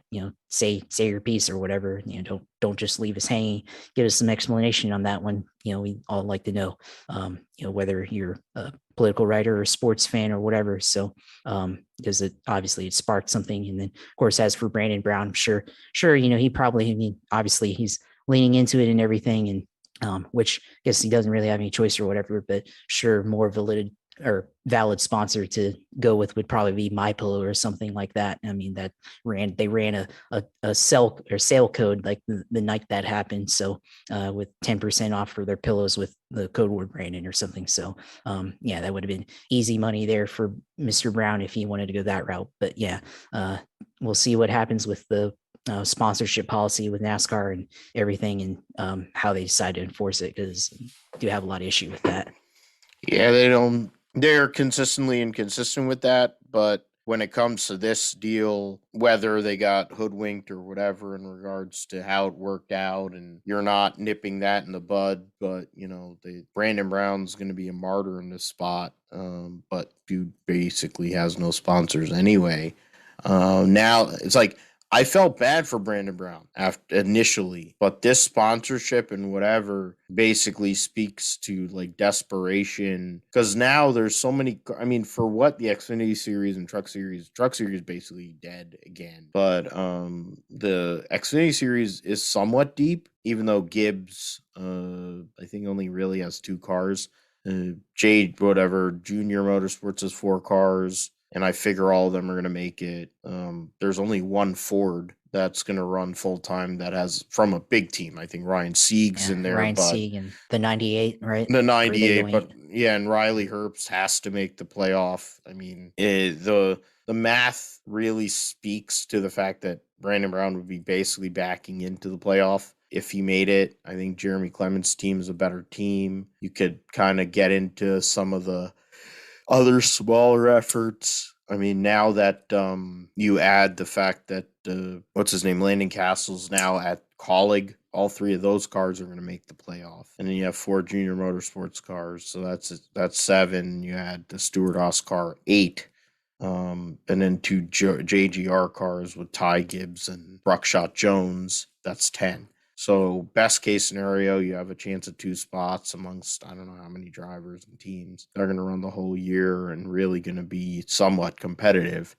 So I guess there was a PR grab. We'll see what happens with Brandon Brown. On better news, or more positive news, I guess, depending on who you are in regards to maggot morons.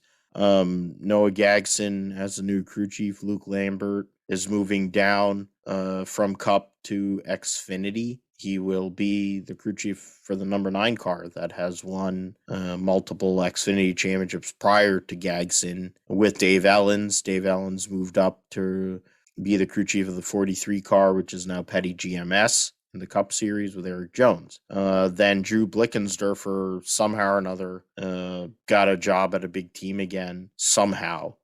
Mike Bugaravich got promoted to a director of performance director, probably because he was Tony's last crew chief and he has an engineering background. So in turn, Al Mirola needed a new crew chief, and instead of moving Boswell up to Briscoe's car and then moving whatever Klossmeyer back to the 10 car, which would have made more sense in my opinion, they're going to bring Drew Blickensderfer over from the 34 team, and he'll be back with Eric Almirola, who they worked together for like a year and change at the Petty team. They had a chance at the playoff. I remember one of them years they had a chance at backdooring into the playoff in the 43 car. But 2015. Yeah, or I don't know if he was. Yeah, let me look at this just to confirm. Drew comes from. Yeah, the last few races of 16 and in all of 17. Okay, so he wasn't the crew chief then. But Bugaravich moves over to the 10 car, gets into a pseudo playoff role there. Of course, Eric Almirola won at New Hampshire last year with Mike Bugaravich, and you would assume would be a factor for a playoff spot theoretically if Stewart-Haas comes correct this year. Those are two crew chief announcements. The Leidos is back with Bubba Wallace at the 2023-11 team. So that was a bit of news there. You have Joey Gase and Patrick Emmerling, the modified driver who's been running more Xfinity races. They're going to join together to run a 2-car effort, one full-time, one part-time. Bailey Curry is going to move back from the Mike Harmon team to JD Motorsports. And of course, the Nashville Speedway Motorsports acquired Dover Motorsports, so they removed races. TJ Majors will be Brandon Brown's spotter. And then in trucks, we have a lot more that has to come through. I'm sure we'll see more in the next month and a half prior to the Truck Series opener. Rolex 24. There's a lot of announcements. You want to go in the websites that are out there. You can go and kind of get updates. The field is becoming very deep in regards to the GTD Pro class and the GTD AM category. There's Paul Miller Racing, the New Jersey-based dealership guy, will be running a BMW. They were Audi. Paul Miller Audi has been a big dealership here for a long time. They ran a Lamborghini for many years with their combination of Brian Sellers and Madison Snow. Now they're going to run a BMW M4 GT3 with the ridiculous nose. Starting at the 12 hours of Sebring. There's a lot of WeatherTech Racing is going to run 2 GTD Pro cars, one Porsche and one Mercedes. I mean, that was some news during the last week. PR1 Matheson will be running 2-car LMP2 situation. AXR running the Jimmy Johnson 48 car. And they're going to get keep Kamui Kobayashi, Mike Rockenfeller, and Jose Maria Lopez will come in to replace Simon Pagano. So 2 of the Toyota drivers, Kobayashi and Jose Maria Lopez, and Rocky, the longtime Porsche and Audi driver who's won Le Mans and won all kinds of big races. So they'll be a factor at all the endurance cup races for sure. Jimmy dovetailing his full-time IndyCar scenario with the IMSA deal there. Chili Bowl, there was some announcements here in regards to the VIROC. We'll talk about that next week, who wins the Race of Champions, because I think whoever wins the Race of Champions gets into the Chili Bowl. Buddy Kofoid talking about him, who won the midget title, USAC midget title last year in his third start at the Chili Bowl, trying to go and make it and win. Going through some of the other news came through in regards to the VIROC, just to go through in regards to the drivers who are going to be running it this year.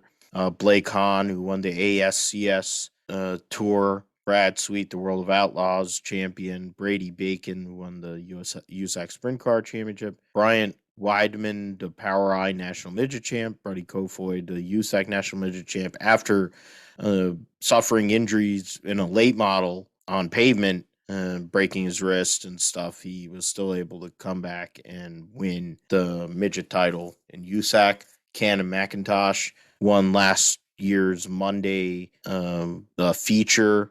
Chad Boat, a former winner of the VIROC on 2018, and his wife hosts Tour Bumper Clear. Chase Elliott got included based on whatever promoter's option as the 2020 NASCAR champion. Christopher Bell, the three-time Chili Bowl champion. Darren Pittman is the runner-up in 2017. The former World of Outlaws champion. Justin Grant won a preliminary night last year. Larson's won the last 2 years of the Chili Bowl. Rico Abreu was the runner-up last year in a VIROC and a two-time Chili Bowl champion, which they didn't add into the press release here on Speed Sport. Sammy Swindell was included on the promoter's option as a five-time Chili Bowl champion, the all-time leader. His son was second with 4, and he had, but I think 4 consecutive too. Spencer Baston and Tanner Thorson finished third in the main event, the Chili Bowl itself. Tim McCready, the current defending Lucas Oil late model champion and former Chili Bowl champion before the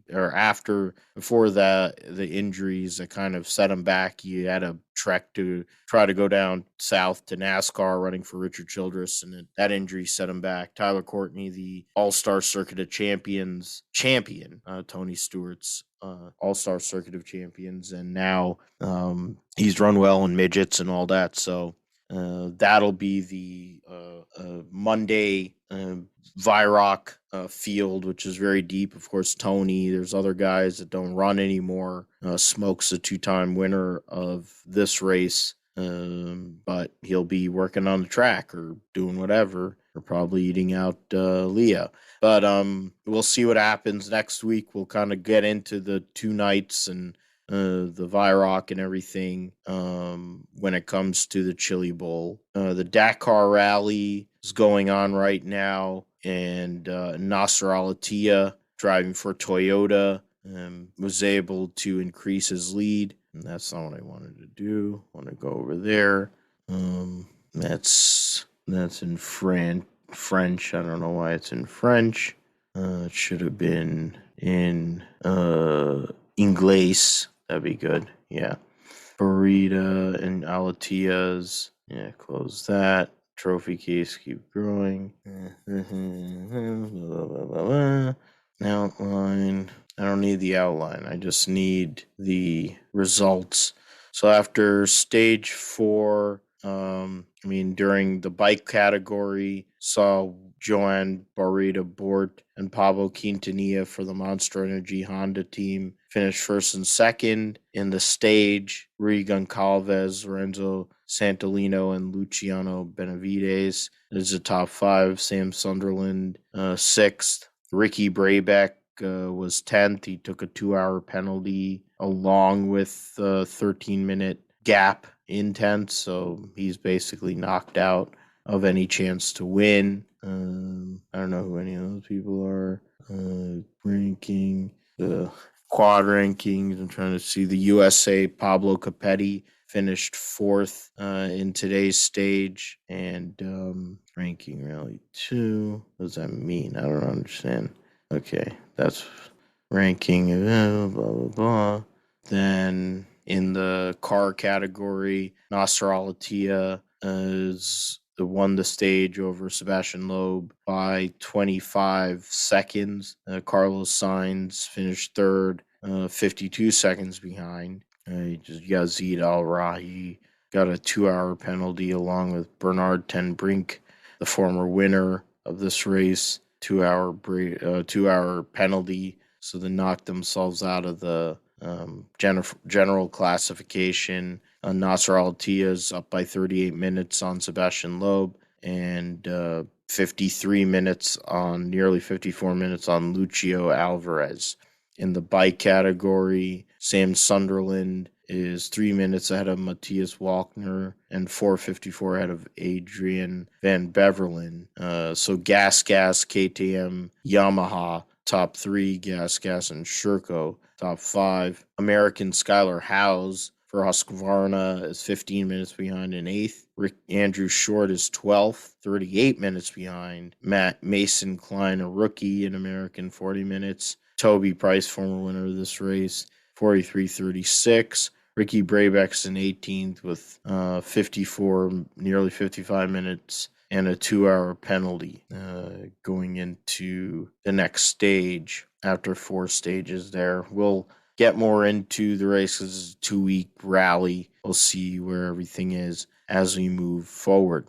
I'll let you go, Josh, in regards to your Jaguars and what they're going to be doing, or what the fans will be doing at whatever I always remember it as like Alltel Stadium, but Yeah, TIAA Bank Field. Yeah, so TIAA Bank Field. They had the Gator Bowl there where Rutgers got annually annihilated by Wake Forest on short practice, but they made a bowl game, whatever it's worth. But you have more problems to worry about in regards to your team after the last few weeks that you guys have had, and how bad that your GM is, which I already know because he was a Niners GM, and by the time he was done, the Niners might have had the best or the worst roster in all of the NFL. Yeah, of course. I mean, the whole thing is basically trying to get attention to the Jaguars. I mean, what this is a bunch of Jaguars fans have decided to change their profile pictures on Twitter, and they've changed it to a clown picture, Photoshop with a mustache on top of it, signifying Shad. Well, they're not trying to say Shad Khan is a clown himself, but many of the moves that he have made are very clownish. With the moves that they made over the years, and of course, the biggest one of yet, signing Urban Meyer, saying, yeah, this time I got it right. And then 11 months later, having to fire him and end his tenure at, 13 games in. And they, brought in Trent Baalke in 2020, then promoted him to interim general manager and then general manager in 2021, and proceeded to basically, destroy the Jaguars roster as well. You combine him and Urban Meyer together, and then without somebody above them to oversee, besides Shad Khan. I mean, they point fingers at each other, and that's what led to the league's Urban. All the stuff that we heard about Urban most likely came from Trent Baalke, most likely, and it seems like that's probably one of the things that he did while he was in San Francisco. Yeah, that's how Jim Harbaugh got fired. Yeah, exactly. Yeah, Jim Harbaugh got fired then, and yeah, speaking of Jim, I mean, apparently he might come back to the NFL. I don't know. And then somebody's like, "Oh, I'm come to the Jaguars." And no, well, that'll get Trent Baalke out of there because they're already enemies and everything. But yeah, I mean, your team would be immediately better. Yeah, I mean, immediately. And I think he'd really work well with Trevor Lawrence, because he wants to be a guy that actually is a quarterback, guru guy. To be fair, after what happened to him in his career as an NFL player. And I think he'd be the perfect guy to work with Trevor Lawrence. And the reality is, when he was with San Francisco, he didn't have great wide receiver talent anywhere. Their best receiver was Vernon Davis. Davis's bitch ass, but it was basically about Frank Gore and the run game and run blocking until Colin came around. Then they had more of a deep passing game, but you can go ahead. Oh Sorry. yeah, I mean it's a lot of similarities in it. I mean with Valky this year, they didn't sign they didn't sign enough or well they signed a lot of role players and then paid them starter money and then they overpaid a bunch of guys. They spent a lot of money and went and paid a bunch of role players and then just bought a bunch of guys off the street. Like Davon Austin somehow has a role as the slot receiver, punt returner on the team. Basically DJ Chark went down and then the entire wide receiver position crashed because it took Marvin Jones out of his role. He's supposed to be the number two to DJ Chark, and that's kind of his career. He's flourished as a number two receiver that kind of benefits from other teams taking away the number one, and so that messed up his role in the team. Laviska Shenault gets put into the slot receiver or outside receiver position. I mean, we got to see. I mean, the only benefit is we got to see what's his name, Jamal Agnew, as the punt returner, kick returner, and then became a weapon on offense as wide receiver for a bit until he got injured. But of course, they paid him a lot of money, and they didn't have to. And it's kind of an accident that he became a thing. Even though we liked what he did, it's like, well, he's not supposed to be the guy to do this. And they picked Travis Etienne. Basically, he was going to have the same role that Agnew had on the offense, and then kind of defeats the purpose of even drafting a running back when they probably had other needs. It's part of the regime that drafted C.J. Henderson, and so Trent Baalke just made a lot of decisions that weakened the team. They didn't do enough in free agency to sign the right players. They didn't, draft beyond Trevor Lawrence and second round pick Tyson Campbell. They did nothing to better the team. And 2020 Jaguars were, even though they only won one game, they were pretty competitive for the most part until they got overmatched. But this team somehow got worse, even though they have one more win. So technically they doubled the wins that they had from 2020, but were somehow managed to be a worse team. But I mean, it goes beyond Trent Baalke. I mean, the amount of moves Shad Khan's made in 10 years of ownership, just keeping guys too long, never fully cleaning house when they needed to. They kept Gus Bradley probably a year or too long. They kept Blake Bortles a long time when probably should have let go of him. Kept Tom Coughlin when they should have let go of him. Hired Tom Coughlin. That was a bad mistake in the first place. So shouldn't have happened. I mean, it was the right idea, but they hired the wrong guy to do it. And that's the whole thing is just, a bunch of mistakes. And then of course, I mean, before this year is just typical mistakes of an NFL team, just cluelessness, but now gets basically turned up to 11 with the amount of mistakes and immaturity that Urban Meyer displayed in 1 year of being the coach, less than 1 year of being the coach, and combined with the moves, and plus, a lot of eyes on the Jaguars supposed to be for Trevor Lawrence, and then make Trevor Lawrence not necessarily a bad quarterback, but just didn't have nearly the season people thought that he would, being the number one overall pick and having a lot of expectations and all that stuff. So just combined with all of that, just a disaster. And that's why their Jaguars fans changed their profile picture to the clown face on Twitter and flood the Jaguars mentions with that. And everybody did it and just kept spamming on that. And the Jaguars eventually, for their live stream broadcast, they had to take down commenting on it because that's what everybody was doing, because and everything and all that stuff. Now it's got the attention of national media. Of course, Jaguars, I mean, it's been a thing for almost 2 weeks now, and Jaguars media picked up on it and then picked up on national media. You said Pat McAfee talking about it earlier in the week, and he talked about that.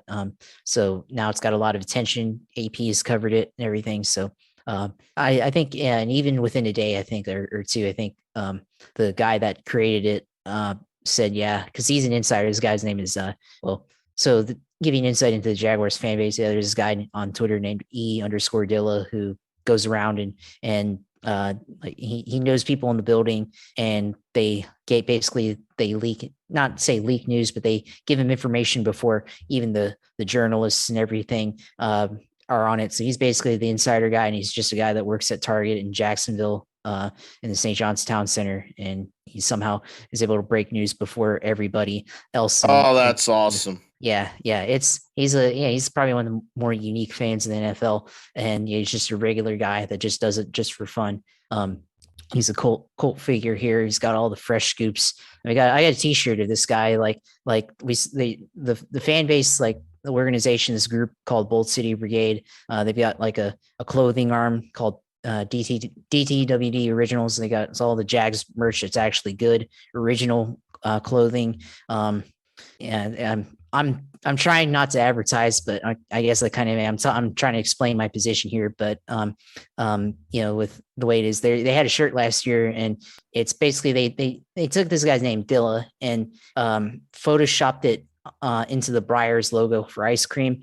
Dilla's Fresh Scoops instead of Breyers ice cream. So yeah, it's a funny thing, and yeah, like he was the guy. And one of their other friends started that up. Everybody's done it. I actually did not change my thing. But that's because that's my principle not to, if I'm going to change it, it's going to be because of me, not just to do it for a meme and everything. But pretty much every Jags fan on Twitter is doing it. And now they're going to go to the final game of the season against the Indianapolis Colts, and the whole section, and because they all sit in section 124, which is the north end zone in the Jaguars Stadium.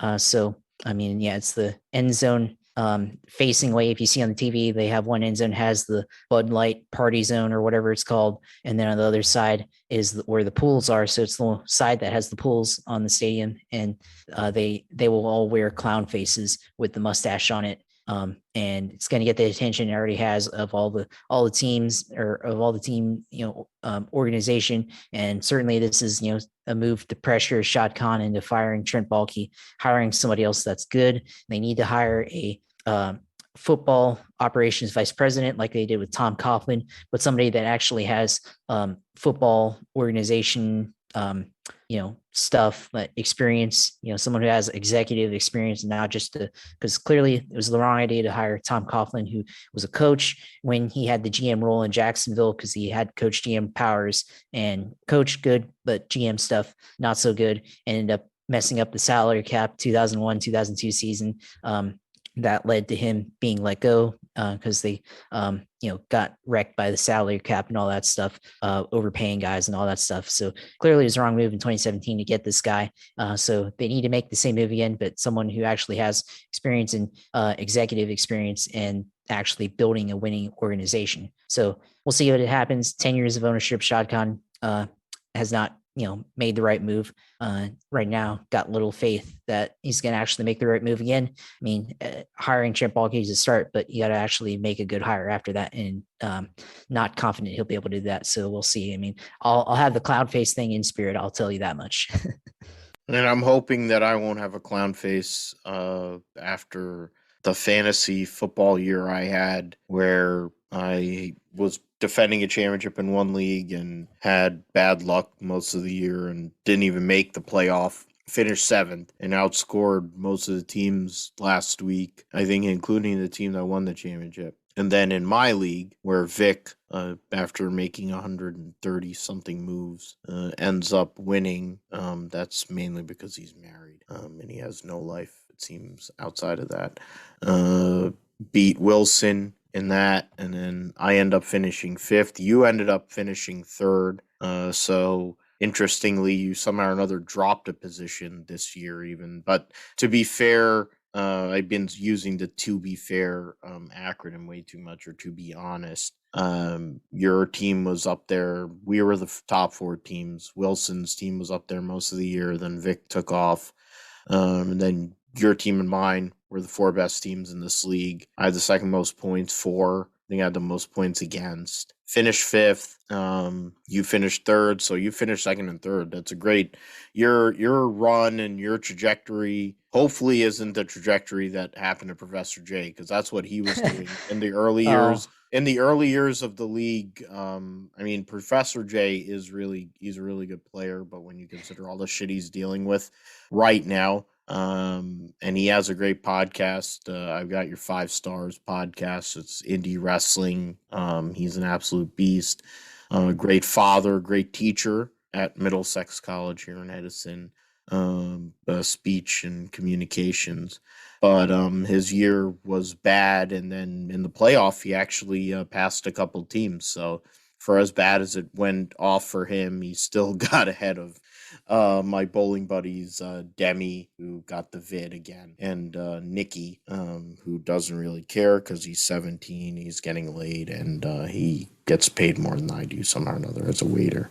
But I mean, as in getting into this week, the Niners, after Trey had a great second half of that game, Shanny basically admitted he doesn't know how to call plays for Trey Lance, which is a pretty weak admission when you consider you've been a coach for all these years. It makes sense why he calls the stupid Robert Griffin plays that he does to try to get Trey killed, because he doesn't know how to call plays. If you're supposed to be a guy, you make $5-6 million a year, and you've had this job for 5 years, and you can't call fucking plays for a quarterback. What the fuck?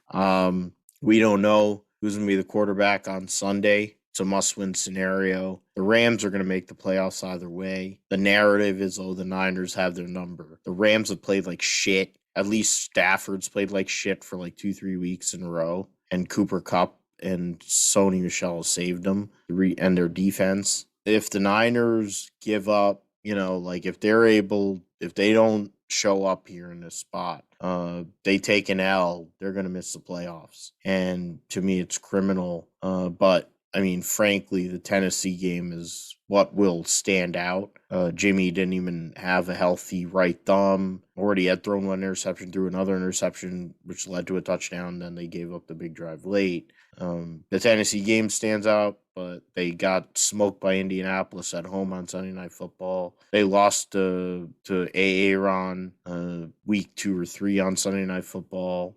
They lost twice to the fucking Seahawks, and they suck. They lost twice to Arizona Cardinals, and they're not that good. I mean, you could split. That's why I say I'm like the 6 games, the 2 games in the AFC South, and then the 4 games in division. Split those in half. You literally win. You split with the 2 divisional rivals. We're already locked in the playoffs. You win 1 game against Seattle. We're in the playoffs. You win 1 game against Arizona when they had goddamn Colt McCoy. You're in the playoffs. Now we're in a spot where Trey might have to get us in the playoffs. And if he does, fuck Jimmy Garoppolo, go with Trey, let's see what happens. I don't care. In the end, who are you going to play? You're going to be the 6th seed. So you're going to be playing, Tampa? I mean... Get wrecked.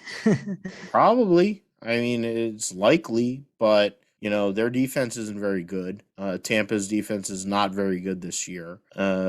Brady needed a fucking miracle, and Mr. Clean and that offense at the end of that game against the Jets, just to give that game away, they tried to run a quarterback sneak on 4th and 2 in the red zone to put the game away. And I'm like, you don't have the push. Their interior line is too good. Throw the ball over the top, do an RPO, give them the option to run a freaking naked bootleg, whatever. I mean, anything, you got to give them a better option in that spot. Tampa could have lost to the Jets, which would have been hilarious. I mean, people are talking more about Antonio Brown losing his mind, but Tampa almost lost that game, and that's kind of scary. The Cowboys are not scary at all. Neither of the teams that are in contention for this division, the West, NFC West, are scary. So my thing is, the Eagles are in there. They're not that good. One of those teams the West teams is going to be the 5 seed. They're meh. And Niners are meh too, but you can win 1 game, possibly, depending on who you play. And you don't know what's going to happen in the second round. You might end up having to go and play Aaron, but winning in Lambeau has been easier since 2002. So stranger things have happened, though I don't think anyone wants to play Aaron. He's motivated to win the Super Bowl. He may or may not win the MVP, but he's definitely motivated to win another Super Bowl, whether he retires after that or goes to Pittsburgh or goes to any number of other teams to be determined. But I'm just hoping the Niners actually show up on Sunday and win against the Rams and give themselves a shot, because I'm sick and tired of the Niners not making the playoffs. And I didn't win in fantasy football, so I can't even compensate one for the other. Yeah. I will say on the Jaguars, if I believe if they do lose this Sunday to the Colts, which probably likely, they will eliminate the Pittsburgh Steelers. So we get to deny Ben Roethlisberger a run at the Super Bowl one last time, because we did it in 2007 and we did it in 2017. So, if you know the Jaguars and the Steelers, they go back to the 90s. They had a good rivalry in the AFC Central from Yep. 95 to 01.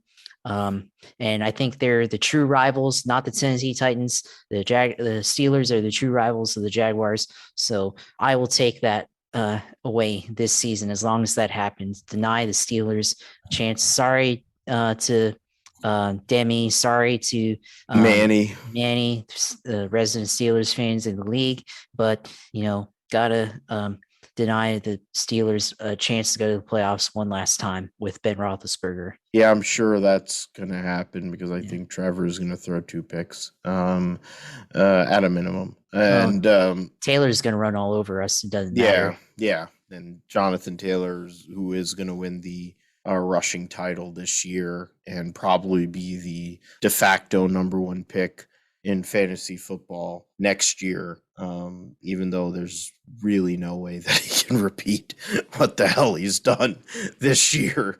But that's for somebody else to deal with because I won't be the number 1 pick.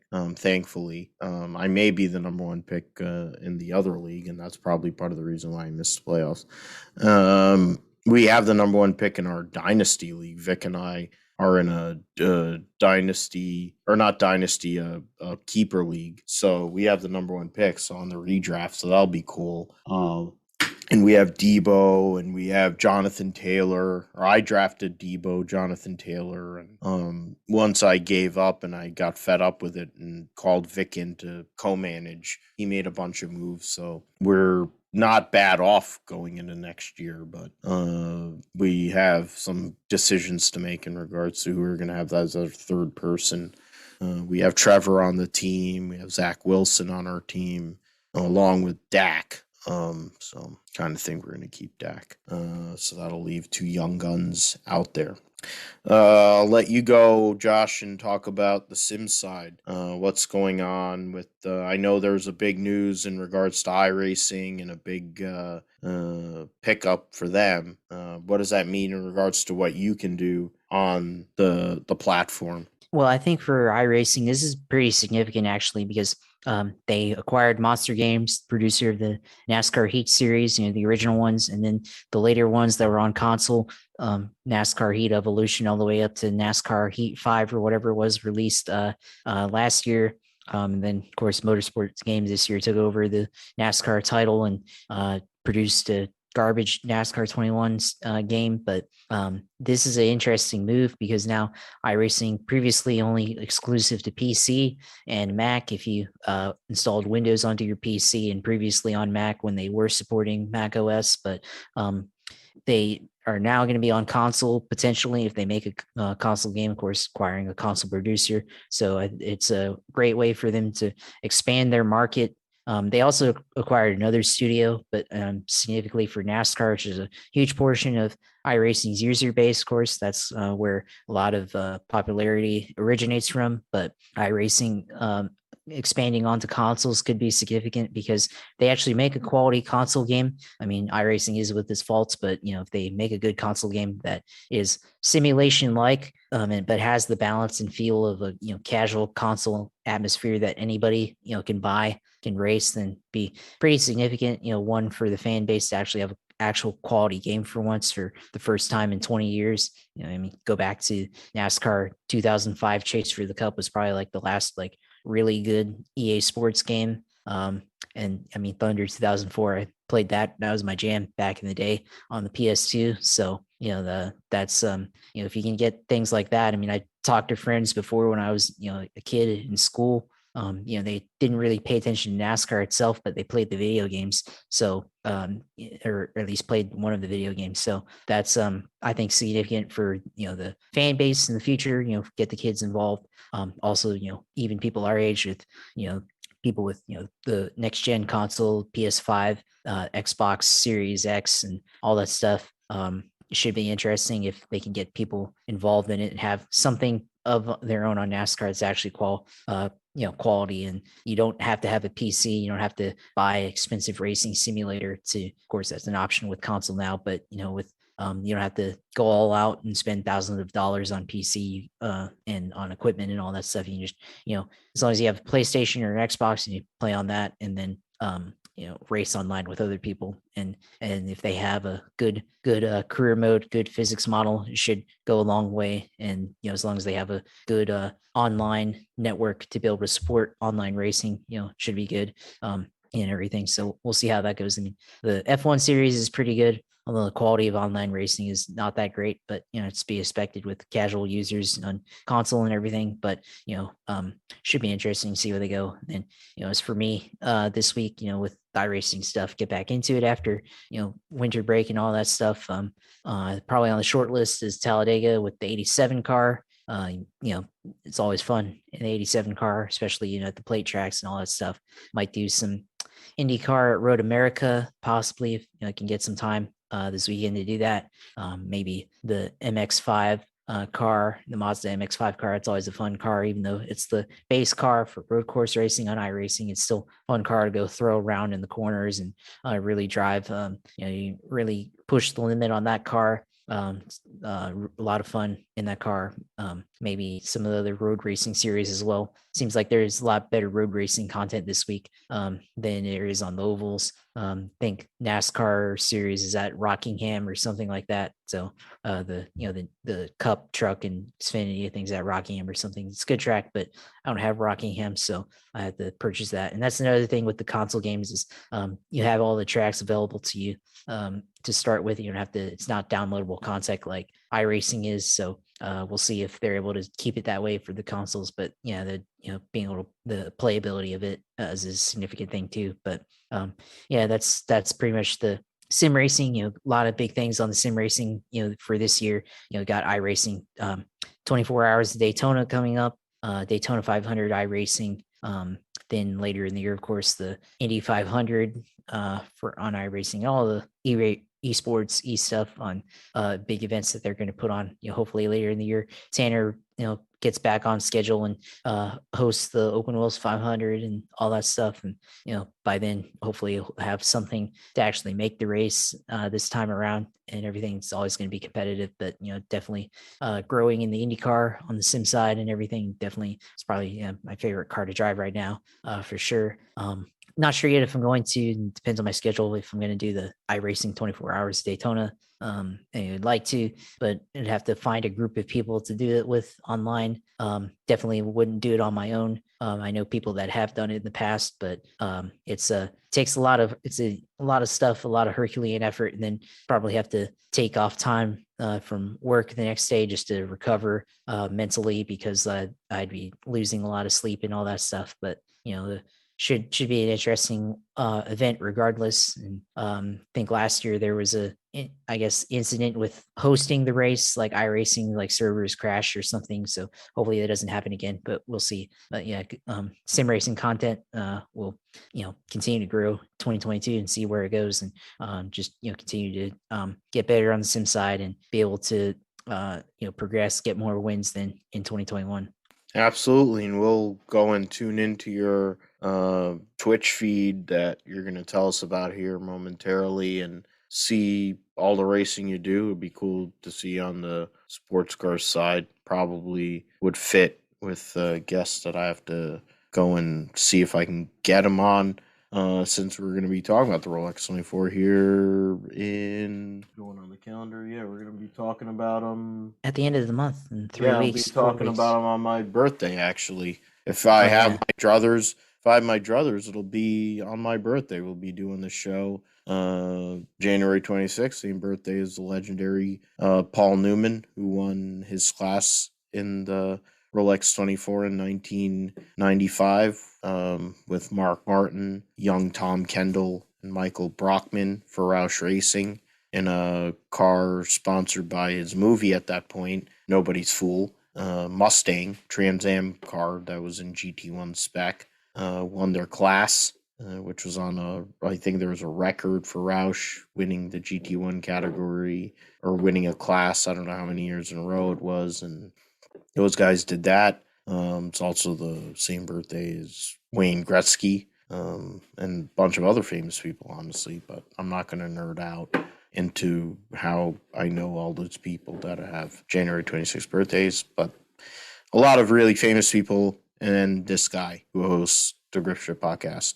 But we'll see. We'll see what we can do in regards to that. In regards to Rolex 24, it's going to be one of the most competitive, I would think, and deep fields that we've had in a long time. So we'll get into that. But next week we're going to have Chili Bowl stuff. We're going to update the news of the week. We're going to get into NASCAR recaps, Cup Series, of course, and then we'll see where it goes. It might get in Xfinity and trucks, but definitely the Cup Series. We're going to focus on that next week for the recap side. Go and connect with somebody that I haven't had on our podcast in a while that we used to do a podcast together. So stay tuned for that. Try to go and really get into the Cup Series and talk about some of the stuff that's coming along with the Gen 7 platform and some of the changes. Of course, Atlanta Motor Speedway, they had testing today and tomorrow. And what basically Wednesday and Thursday, see what that track's going to be. They're going to do a bigger test later to see what it's like. Josh, where can we find you on the socials and in general so we can follow you? Yeah, of course, as always, with the Twitch stream with iRacing and any other game you decide to do, it's Twitch TV/USailor2. And then on the socials, Twitter. I mean, most active on Twitter at JP Huffine. Go follow me there and see what I have to say and what I am interested in and all that stuff. The iRacing stuff, we'll see, let you know when I do it this weekend. Of course, still got NFL Week 18, which is weird to say. I don't think it should exist, but it exists. But because I was almost about to say NFL playoffs, but that's not until the following weekend. Still used to NFL playoffs following week 17, but not for another 2 weeks. But so I guess, we will have a little bit of time then on over the weekend to stream and all that stuff, get back into it. But yeah, I mean, I was going to say, like, for the playoffs, I mean, probably, stream in between the games or whatever, or, because obviously I would probably be watching the games because, it's football and everything I want to watch and all that stuff. But that's where you can watch me on the streams, Twitch TV/USailor2, and then Twitter at JP Huffine. And you can follow us. You can follow the Gripster podcast at GripsterPod on Twitter. We're actually getting a few more followers there, actually. We're also, the Gripster podcast is on Apple Podcasts, Amazon Music, Spotify, Podbean, Pandora. Why am I on the same thing twice? iHeartRadio, Stitcher, TuneIn. Basically, anywhere you can find a podcast, you can find the Gripster podcast. And you can find me at Philip G. Matthew on Twitter. You can find the GSP at philipgmatthew.com, which is a blog site. I'm hoping to start writing again if I get some time and whatever, just in general, to go and talk about whatever my thoughts and whatever is going on. So we'll be on there. We'll be back next week with the Grip Strip Podcast, episode 94, second episode of 2022, and hopefully we'll have some better news. We'll talk about NASCAR Cup season last year, talk about all the news, Chili Bowl, Dakar, Rolex 24, and then whatever other updates coming on. We'll talk about the NFL playoffs. Because we'll have Super Wildcard Weekend coming up, make some picks there. Hopefully Niners are in the playoffs, or else I'm probably going to be really mad. Might be better for ratings, but I don't want those ratings. Thank you for listening to Gripster Podcast. Take care of yourself. Take care of one another during this time. It's really tough and craziness with this variant. Everyone's getting it. Thanks to Josh. I know we took a couple weeks off for New Year and all that, but glad that we're back on doing this deal. It feels right. Feels like what I should be doing on a Wednesday night.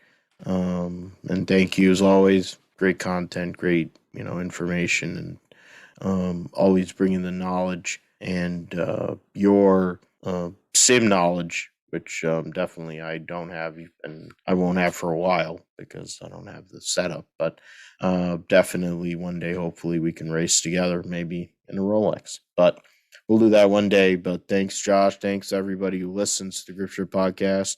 I might be on Grid Talk this weekend, depending on what happens for talking about driver ratings. But give them a follow. Give George and the whole crew a follow there as well. Take care. God bless. And goodbye.